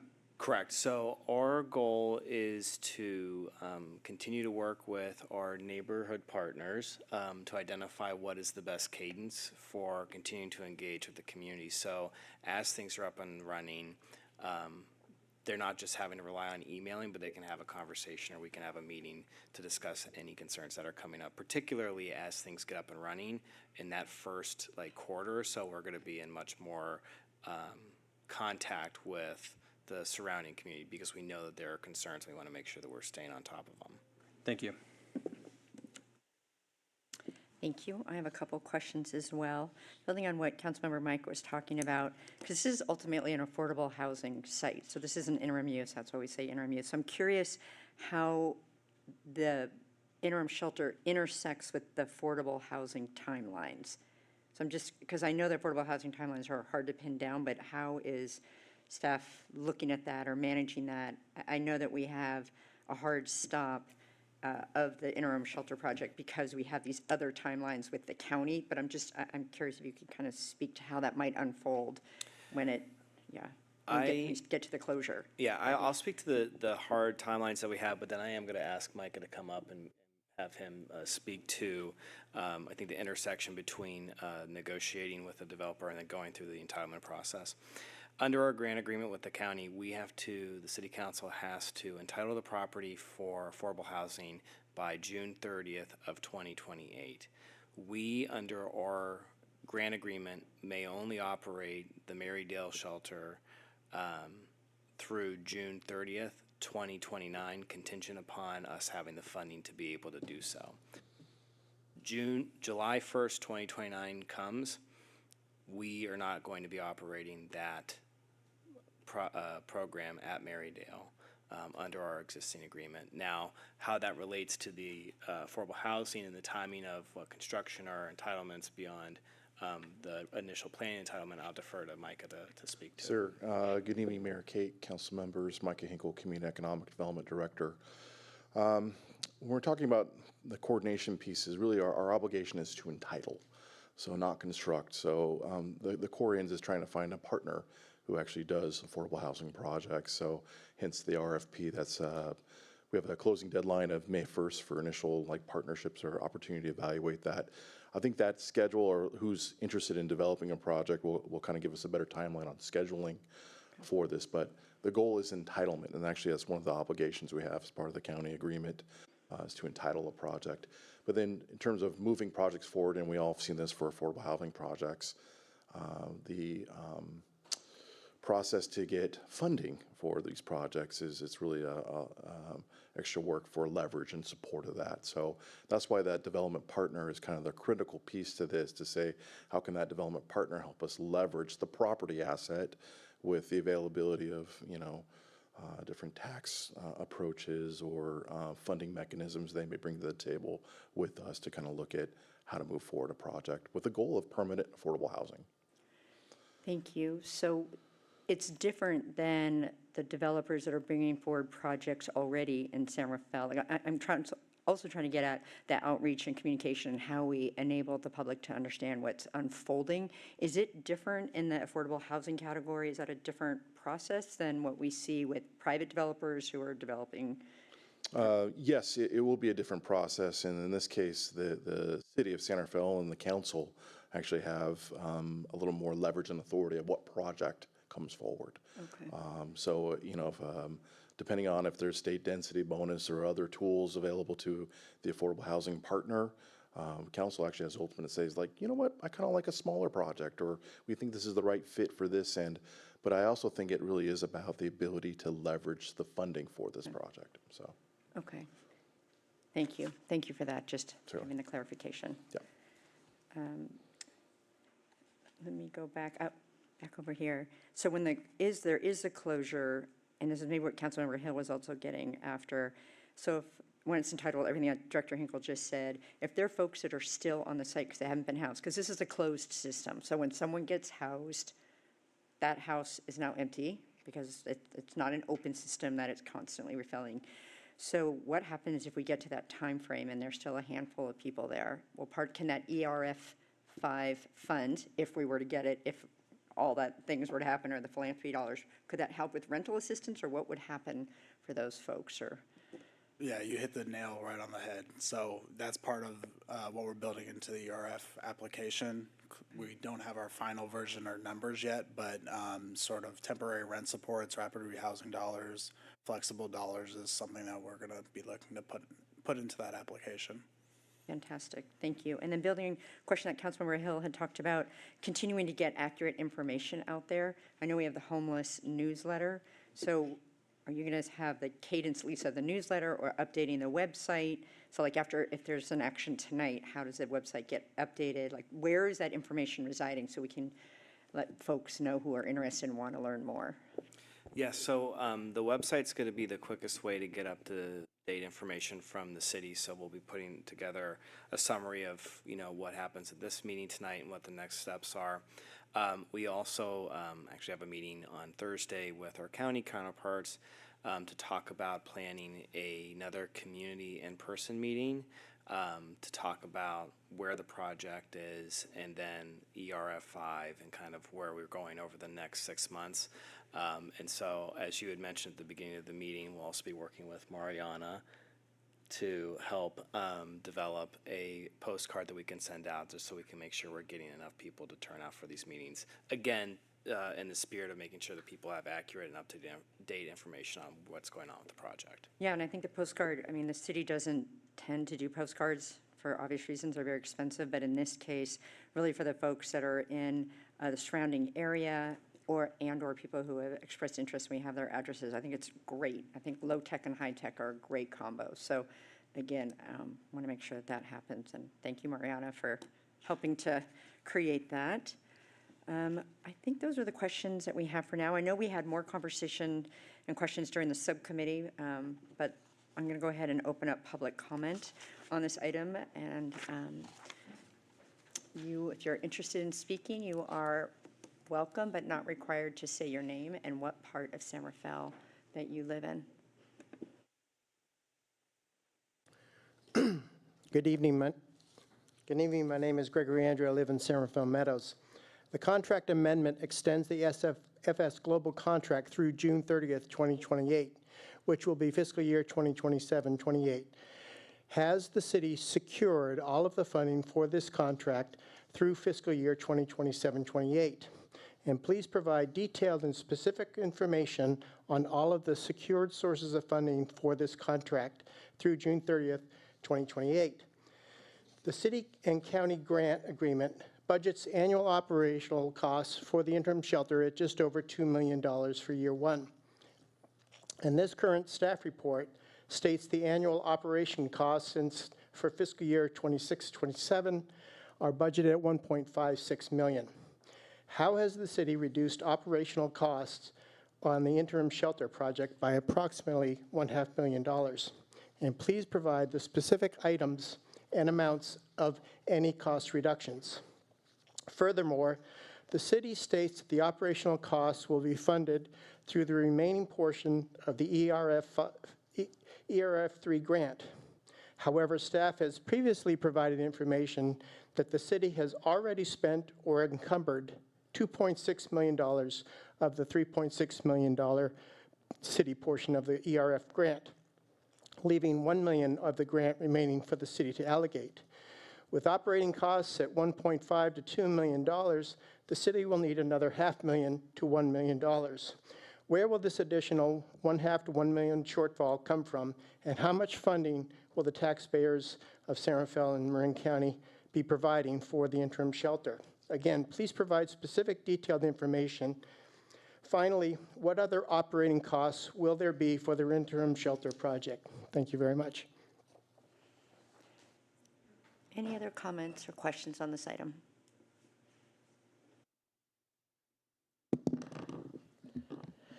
Good evening, Mayor Kate and council members. My name is Janet Shirley, and I live 3 blocks away from 350 Marydale. I want to focus on one thing tonight, which is what can we learn from a very real example of what could happen at 350 Marydale. I'm referring to the tiny home project village at Peralta and 3rd Street in Oakland. That project was launched with the same intentions that were offered to 350 Marydale, to provide safety, dignity, a pathway to permanent housing. But the outcomes did not match the promise. Many residents did not transition into permanent housing. And now the site is being shut down due to funding cuts and failed results. People who were told this was a step forward are now facing displacement once again. Where is the accountability? When a program is temporary, when funding is uncertain, and when there are no enforceable guarantees for permanent housing outcomes, this is exactly what can happen. So the question before you is not whether this project's well-intentioned. The question is, does it risk repeating a known failure like what happened in Oakland? Why should we believe that 350 Marydale will have a different outcome? What binding commitments are in place to ensure that funding will not disappear midstream for this project, or that everyone will have a place to go? And again, what is going to happen to the residents of 350 Marydale when the time has come to transition to affordable housing, as you have promised us for this site, and residents have not found permanent housing? If those guarantees are not clearly defined and secured, If you could conclude, thank you. then we're not solving homelessness. I urge you to take a lesson from Oakland. Thank you. Any other comments on this item?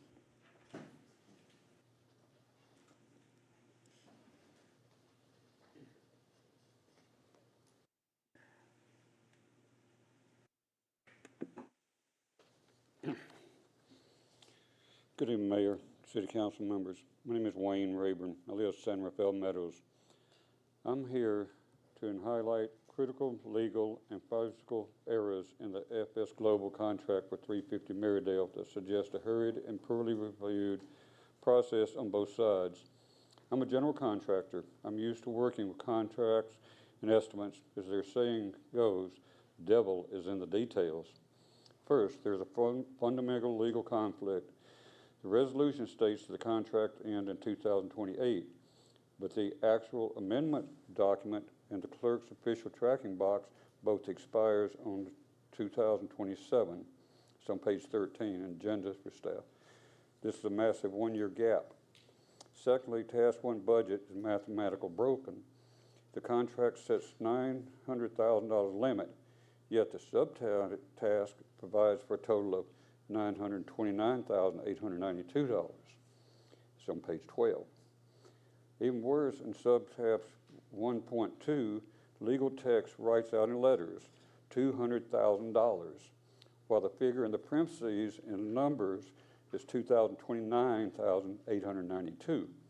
Furthermore, the entire map is labeled in estimate as equipment and tools, despite the quote of the scope identifying as installation labor. Third, there's hidden costs and fundamental gaps. The contractor quotes almost $4,000 in cameras and ADA platforms. It's never mentioned in a narrative. It also talks about helipads, which are not included. This nice need them. There's no identified money to cover it. Finally, task 3 is optional impossible. Is a time and materials contract capped at $1.5 million. However, the staffing exhibition shows salaries alone consumes 100% of that budget. Just leaves $0 for materials, janitorial supplies, or maintenance. I urge the County Council pull this item until these exhibitions are corrected and protect the public's funds. Thank you. Any other comments on this item?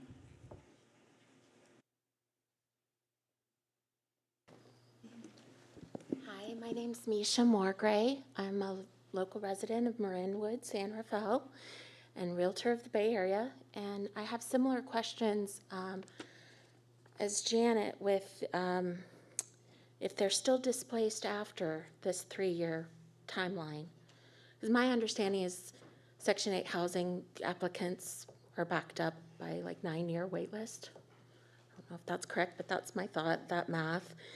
And then secondly, if I'm also doing the math right, there's a fee to provide the units, and then the purchase for $1 million for 65 units is well over 15 grand a unit for 3 years used units versus, you know, there's a million websites with plug and play units at 8 grand or less. Prefab homes I'm talking about with all the hookups built into them.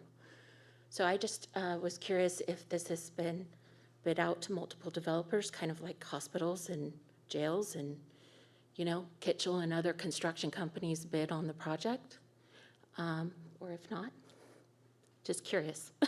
Thank you. Any other comments on this item or questions? Good evening, Mayor, Council, and staff. Marianne Nonistar from San Rafael Meadows. I'm here to express my concern regarding the second amendment to FS Global Contract for 350 Marydale interim shelter. The current contract lacks specific language to protect the surrounding neighborhood from the unique challenges of a housing-first model. Under this model, the facility will house up to 70 chronic homeless individuals without sobriety or drug-free requirements. The contract does not explicitly define how staff will manage substance use-related behaviors that spill into our streets. The community needs assurance that low barrier does not mean low accountability for the neighborhood safety. Specifically, I urge the council to strengthen the contract in 3 areas. Define neighborhood boundaries. The contract requires the operator to conduct neighborhood walks and monitor areas impacted by the program. However, it fails to define the exact geographical radius of this responsibility. Without a clear boundary, enforcement becomes subjective and ineffective. An earlier promise was made for 2,000 feet radius. Enforce visitor and associate protocols. The contract tasked The contract tasks the operator with bag check, entry screening, and visitor approvals. While these protect the site internally, the document is silent on how the city and program operator will prevent unauthorized associates or drug dealers from loitering in the immediate vicinity of the facility and into the neighborhood. Transparency and consequences. The good neighbor policy is referred to in a few places, one where it states as a guide, and other where FC Global shall implement and monitor the policy. I ask that the contract be clear and concise and that it prioritizes the safety and cleanliness of the entire neighborhood, and that such language be added in addition to referring to the good neighbor policy as a binding set of rules with measurable outcomes. Thank you. Any other comments on this item?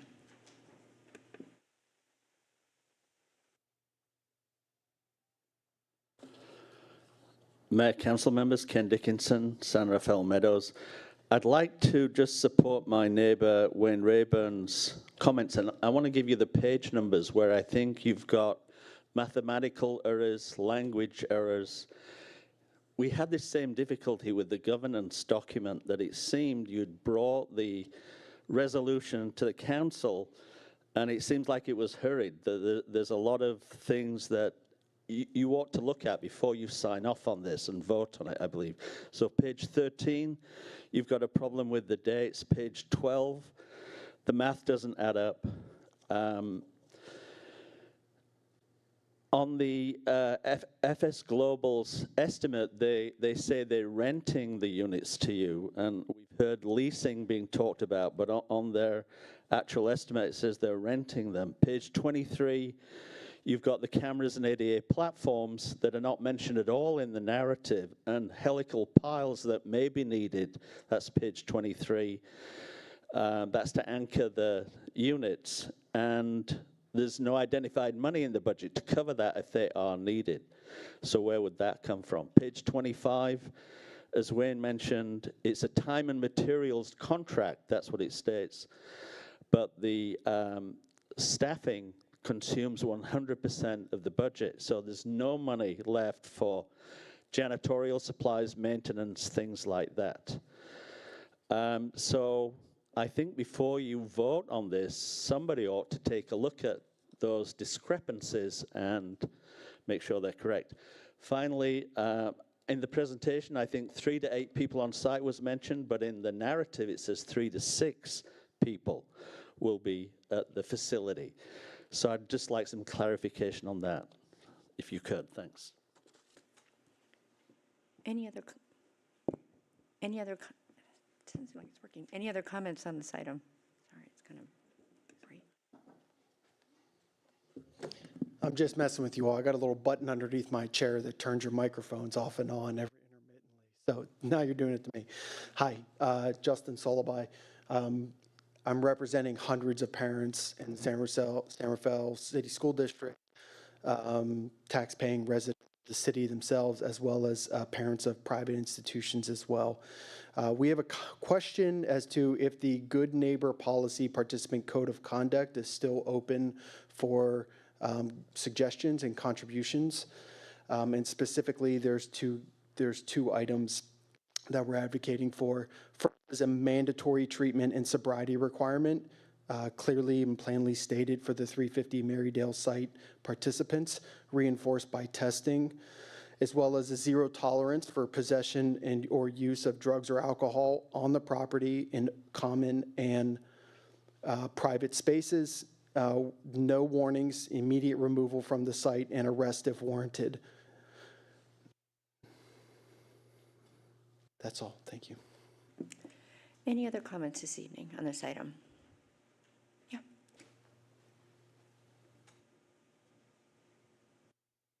Hello. We're talking about housing. I have a squatter living illegally in the cottage on my property since January 1st. I've gave her notice in December, and I haven't been able to get her to move. She just won't move. The police will not remove her. The sheriff is the only person who could remove that person, and then you have to get a legal, something legal through the courts, which is thousands of dollars. Evidently, I'm told it's like about $6,000 to get that. But I am 80 years old. I'd really just like to live in peace. I do own my home, and I'd like to be able to live there. In the cottage that she's occupying is what I want to have for my art studio, which I want to do in my retirement. Anyway, I've been trying to deal with this since January, and it's really having a terrible effect on my health because I don't like this. This person is not as hostile, and I don't know if you have any idea what it's like to have somebody, just a stranger, just basically occupy your property for this long. This is going on 4 months now. I would love to get some sort of helps from some place. I have had 5 or 6 people come from the county who have offered her alternative places to live, and she can't get any better deal than she's got with me. It's like free, right? So that's what's going on. Anyway, it just goes on and on and on. And I'm 80 years old. I'm just exhausted. So this is all about homelessness. And the other thing is that I live in Sun Valley, a nice little neighborhood.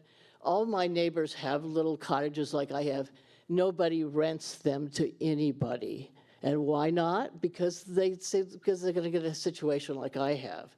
So here we have all these possibilities of homes, and then it's not taken advantage of. Of course, I'll never rent again for the rest of my life. If you could wrap up, and maybe if you could provide your contact info to the city clerk. Okay. Okay. Any other comments on this agenda item? Okay, not seeing any. I'm going to close the public comment. There were questions around funding and very specificity around the funding. There was an example given of another jurisdiction across the East Bay that had some issues. Quite a bit of information about possible, the contract not being as clear as it should be. Page 13, 12, 23, 25, so we had that. There was a question about folks after the program is over. Regarding another question around unit procurement costs. There might be cheaper ones out there. Code of conduct, good neighbor policy. The question was about boundary of a walking area adjacent to the neighborhood.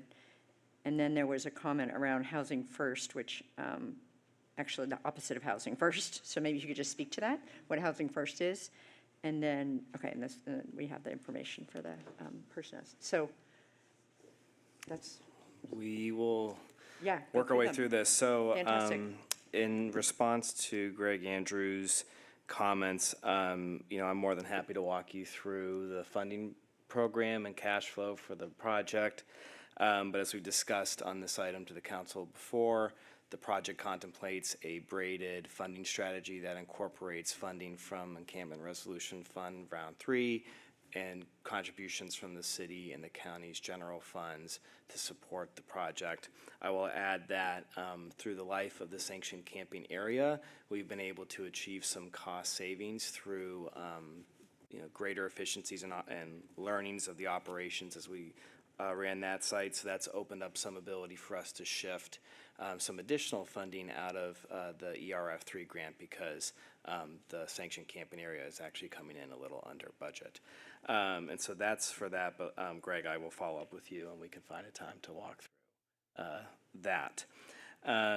As it relates to Wayne, your comments around the contract, I do want to just clarify that while the agreement itself says that the term goes through 2027, as what's in the resolution, the date should be 2028, and so we will go and adjust that in DocuSign before that gets routed for signature on page 13.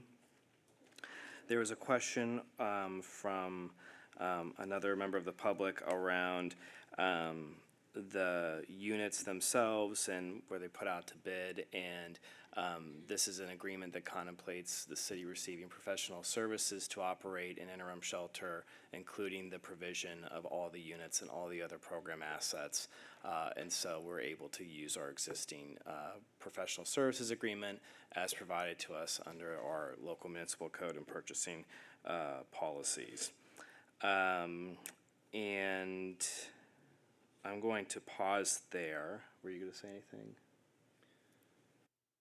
Well, I was just going to say, in general, there's lots of information on the internet, but generally speaking, the cost of these units to procure them is in excess of what the city is paying for the term of this contract, at least for the units that meet the building code requirements and the site specifications. So the decision to proceed with procuring the units through this contract and FS Global was made based on assessment between the cost to purchase them versus this alternative, particularly given the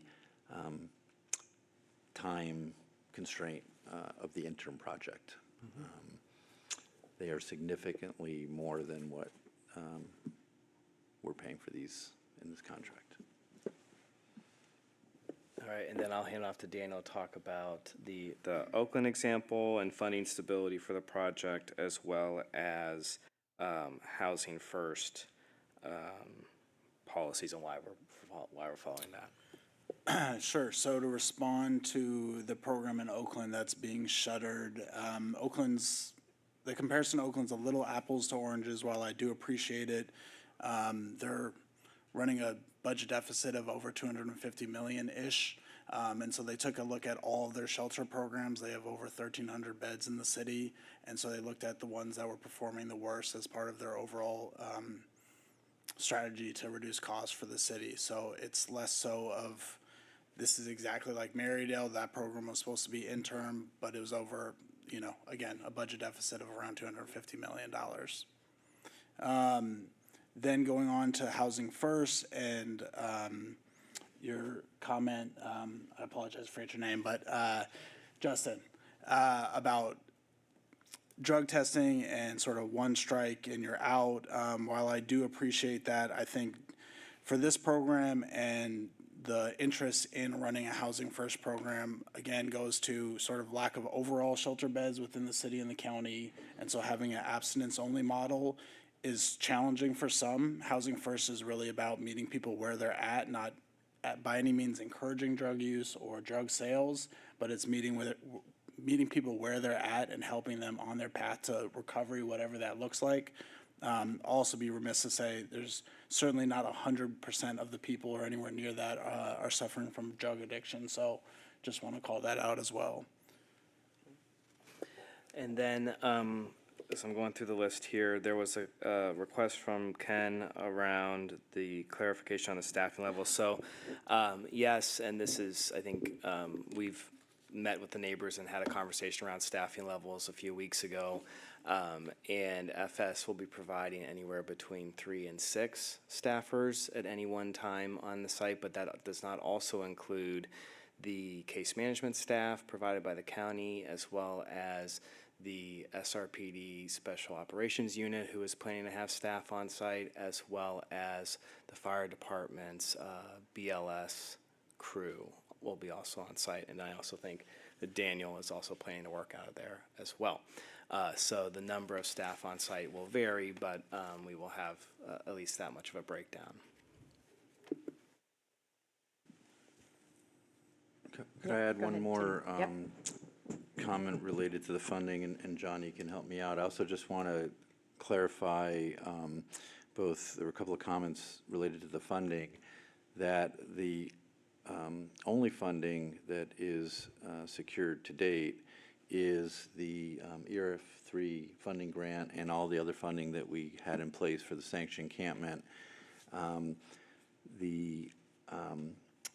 Some of that funding is available to fund the standing up the 350 Marydale and initial operating costs.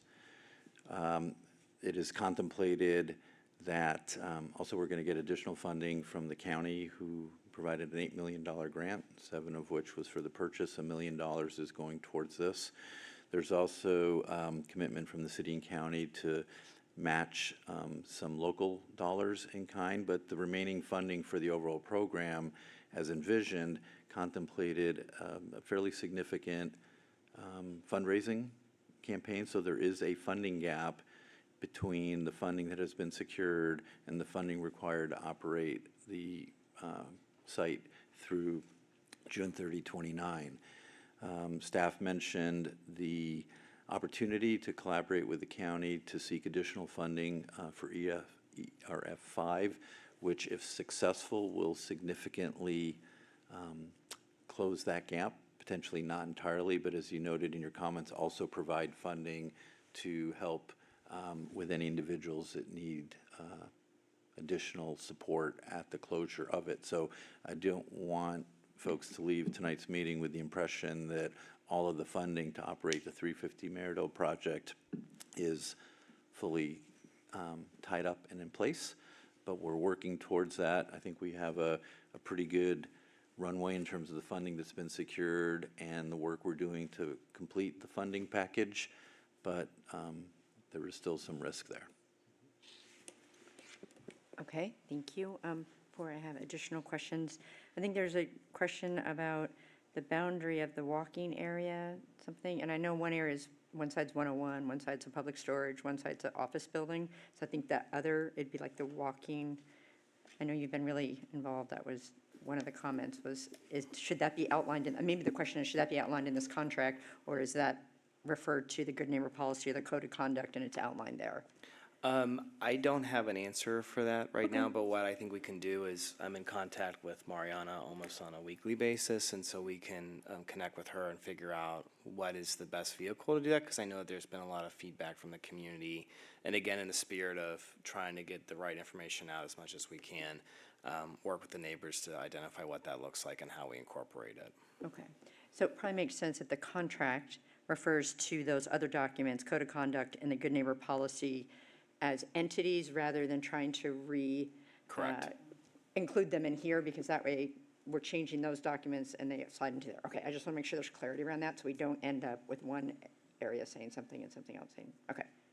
Okay, that's, yes, Councilmember Hill. I heard 3 other questions. Yeah. I wanted to make sure maybe just we'll act as multiple nets to capture, make sure that all the questions were answered. I recall that there was a notion that on page 12, the math didn't add up. Was that, can you look for that discrepancy and make sure that we're able to address that here?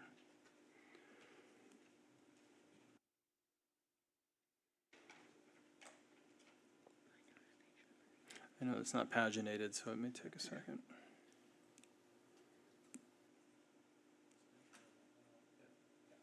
So I went through and calculated that, and the number on the front of the contract does reflect the accurate amount.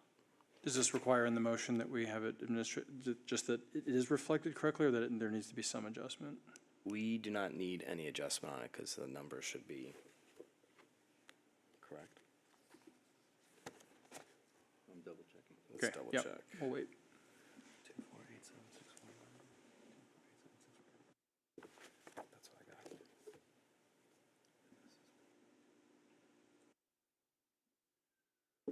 Yep, we're good. Okay. And then on the reference to page 23, when it references in the line items for ADA and platform, for the purposes of understanding, can you describe, if you know, where those assets would go, if it's not in the narrative?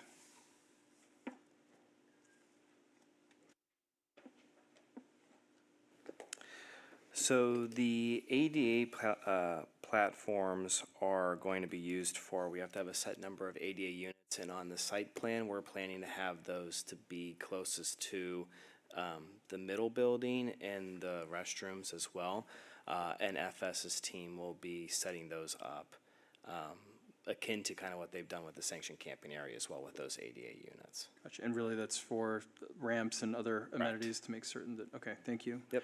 And then the final one was the call out, the notion that the vehicle is time and materials, and the math looked or appears to the public commenter that the staffing accounts for 100% of what's estimated, and just wanted to make certain that we saw that and were able to provide some comments around that.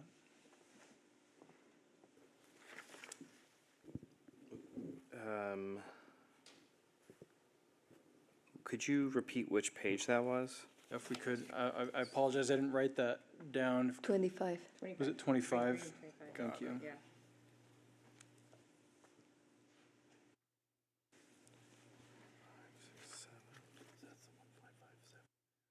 Yeah.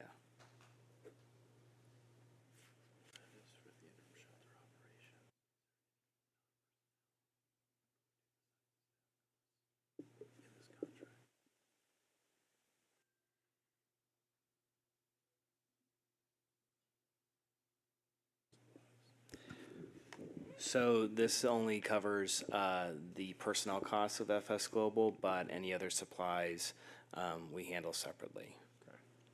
So it would be contemplated in a different agreement for supplies? It would be contemplated under a different agreement, but it would most likely be provided through the city's own. If they need office supplies and things like that, we would be providing that. All right, thank you. Thank you. Yeah, Councilmember Micah, Yes, go ahead. thank you, because I had all those questions as well. So just clarification, when you were talking about page 23, I think they were discussing cameras that they are in there, but not in the narrative. So you were explaining about ADA, but can you address the cameras? That was my understanding. That's something that we are still discussing with FS. We actually have installed cameras on site in partnership with the police department, but we're working through the dynamics of using those cameras for the operation so that FS doesn't have to provide those. Okay. So if it, sorry, go ahead. No, go ahead. No, I was just going to say, so so this will give you the flexibility either way, with or without cameras, or how will that change the budget or the contract? It will give us the flexibilities for the cameras. If we don't use it, then there would be a, charge that we wouldn't be being assessed. Okay. So it'd be a way for us to keep, things Right. under budget. Okay, thank you. I had another follow-up question about the staffing that you were describing, because I'm curious how many staff are at the SCA, the Mahone Path, because that's been around now for 2+ years. So we're trying to apply the learnings from that to this, and it's basically the same folks. So I'm curious if it's the same number of staff, or if there's been an increase for some reason that I would like staff to explain, being that I'm curious what's been existing, and if it's being increased, why? Yeah, it's very similar staffing levels, besides as John mentioned, city staff will be there. So FS will be staffing at a very similar ratio to the sanction camp. Okay, because we've learned that that's the right number. I see Max nodding his head from FS Global in the back. Okay. Any other questions on this item? Councilmember Hill, any other questions? No, I have no additional Okay, questions. would you like to make some comments? Yes, 350 Marydale has much promise, and it has, for the community, has much deep perceived impact. I've appreciated all stakeholders to continue to show up to ensure that this is the best project that it can be. I've heard the word appropriately. I think accountability is the right word, and ultimately the City Council is accountable to outcomes. I appreciate everyone continuing to show up and advocate for the experience that people want to have for themselves and for their community. And my questions about ongoing engagement are genuine. I hope that folks continue to show up, and I know that they will, and that staff and this council will continue to listen. So I look forward to approving this item. Thank you. Thank you. Councilmember Micah. Thank you, and thank you, Councilmember Hill. I agree with your statement. Also, I wanted to mention how we know that the work that we are doing right now on Mahone works, And we know what is not working is having people on Anderson Drive or other places. So this is, I think, is like an idea or something like a pilot that ongoing after Mahon Creek, which I think it has a lot of hopes. My hope is that they will all, whether they find housing during the time that they are in the tiny houses or whether they will become the recipients of the new housing developed there. My hope will be that people that they are currently on Anderson Drive, that they, as we have people from Mahon moving out, that we still bring them into Mahon Creek. And also that when we are moving people from the encampments and Anderson Drive to this new location, Marydale, that people on Anderson Drive will have priority to move them first. And hoping to continue our partnership with the county to have priority list for all the people that we have on Mahon and Anderson Drive to find housing. I know that they have their priority list and the different, how do you say, the different, The vulnerability assessment. the vulnerability assessment. So I'm hoping that we will be like prioritized for our residents to find housing. So, and as Councilmember Hill mentioned, I really appreciate the residents coming and to continue the engagement to make the best out of this project and make it successful. We are definitely committed. I'm definitely committed to make it work. So thank you. Thank you. It's exciting to have this on the agenda this evening, the next step in this very complex project for part of our population that we would like to move from tents, and that's all I can think of when we're out in these stormy nights, as you mentioned, Director Koopman, that having a you said brick and mortar, but I think what you meant was a roof over their heads, is really, it's been a priority for this council for decades of how do we have the programs and the initiatives working with the county, which is the primary funding source for programs, to work with folks that are on our street and get them to the next phase in terms of housing. And I appreciate FS Global. I know that the SCA has been incredibly successful. We didn't go through the data tonight, but I know it's on the website of the folks that have been there. Actually, it's some of the data and how having those stability has really enabled people to move forward, and that you've been a partner in all of that and working with folks. And this is about solutions going forward, and we are committed to continuing to improve the outreach and the conversation around it. There's always been still heartburn for myself that it didn't launch better months ago, but I can't go back in time, so we continue to take responsibility going forward and appreciate the good questions and the real deep concern that I heard about ensuring that there's enough funding for this project, and recognizing that with the gap, there'll be some philanthropy and some fundraising, which seems like a small word for something big that we need to do going forward, and having the braided funding stream. I think that's a good way to say it, which is not unusual when it comes to programs that are related to the unhoused homeless community. You often have braided funding streams. Very rarely is there enough funding in one of those streams. So appreciate the updates, and I just want to underscore again, having the newsletter go out, the electronic version, the low-tech version of a postcard, so people can get accurate information. I'll just close by saying, as I said during my report out, I've spoken to 6 different community groups over the last 2 weeks. There's been a lot of interest in this, and for everyone who has concerns, there are plenty of people that come up and they're very excited about it. So I appreciate the opportunity for community members to hear from each other, because it's not just, it benefits all of our city, and that has come through in these community conversations that I've had over the last couple of weeks. So it will be successful. We're committed to that. We're committed to providing the funding. We're committed to the impact not being on the surrounding neighborhood, and committed to ensuring that the folks who are fortunate enough to be in these interim shelter units take the opportunity to go the next step towards permanent housing, which is the ultimate goal of this project. So with this next step, or with this agenda item is the next step, and I would entertain a motion on this item.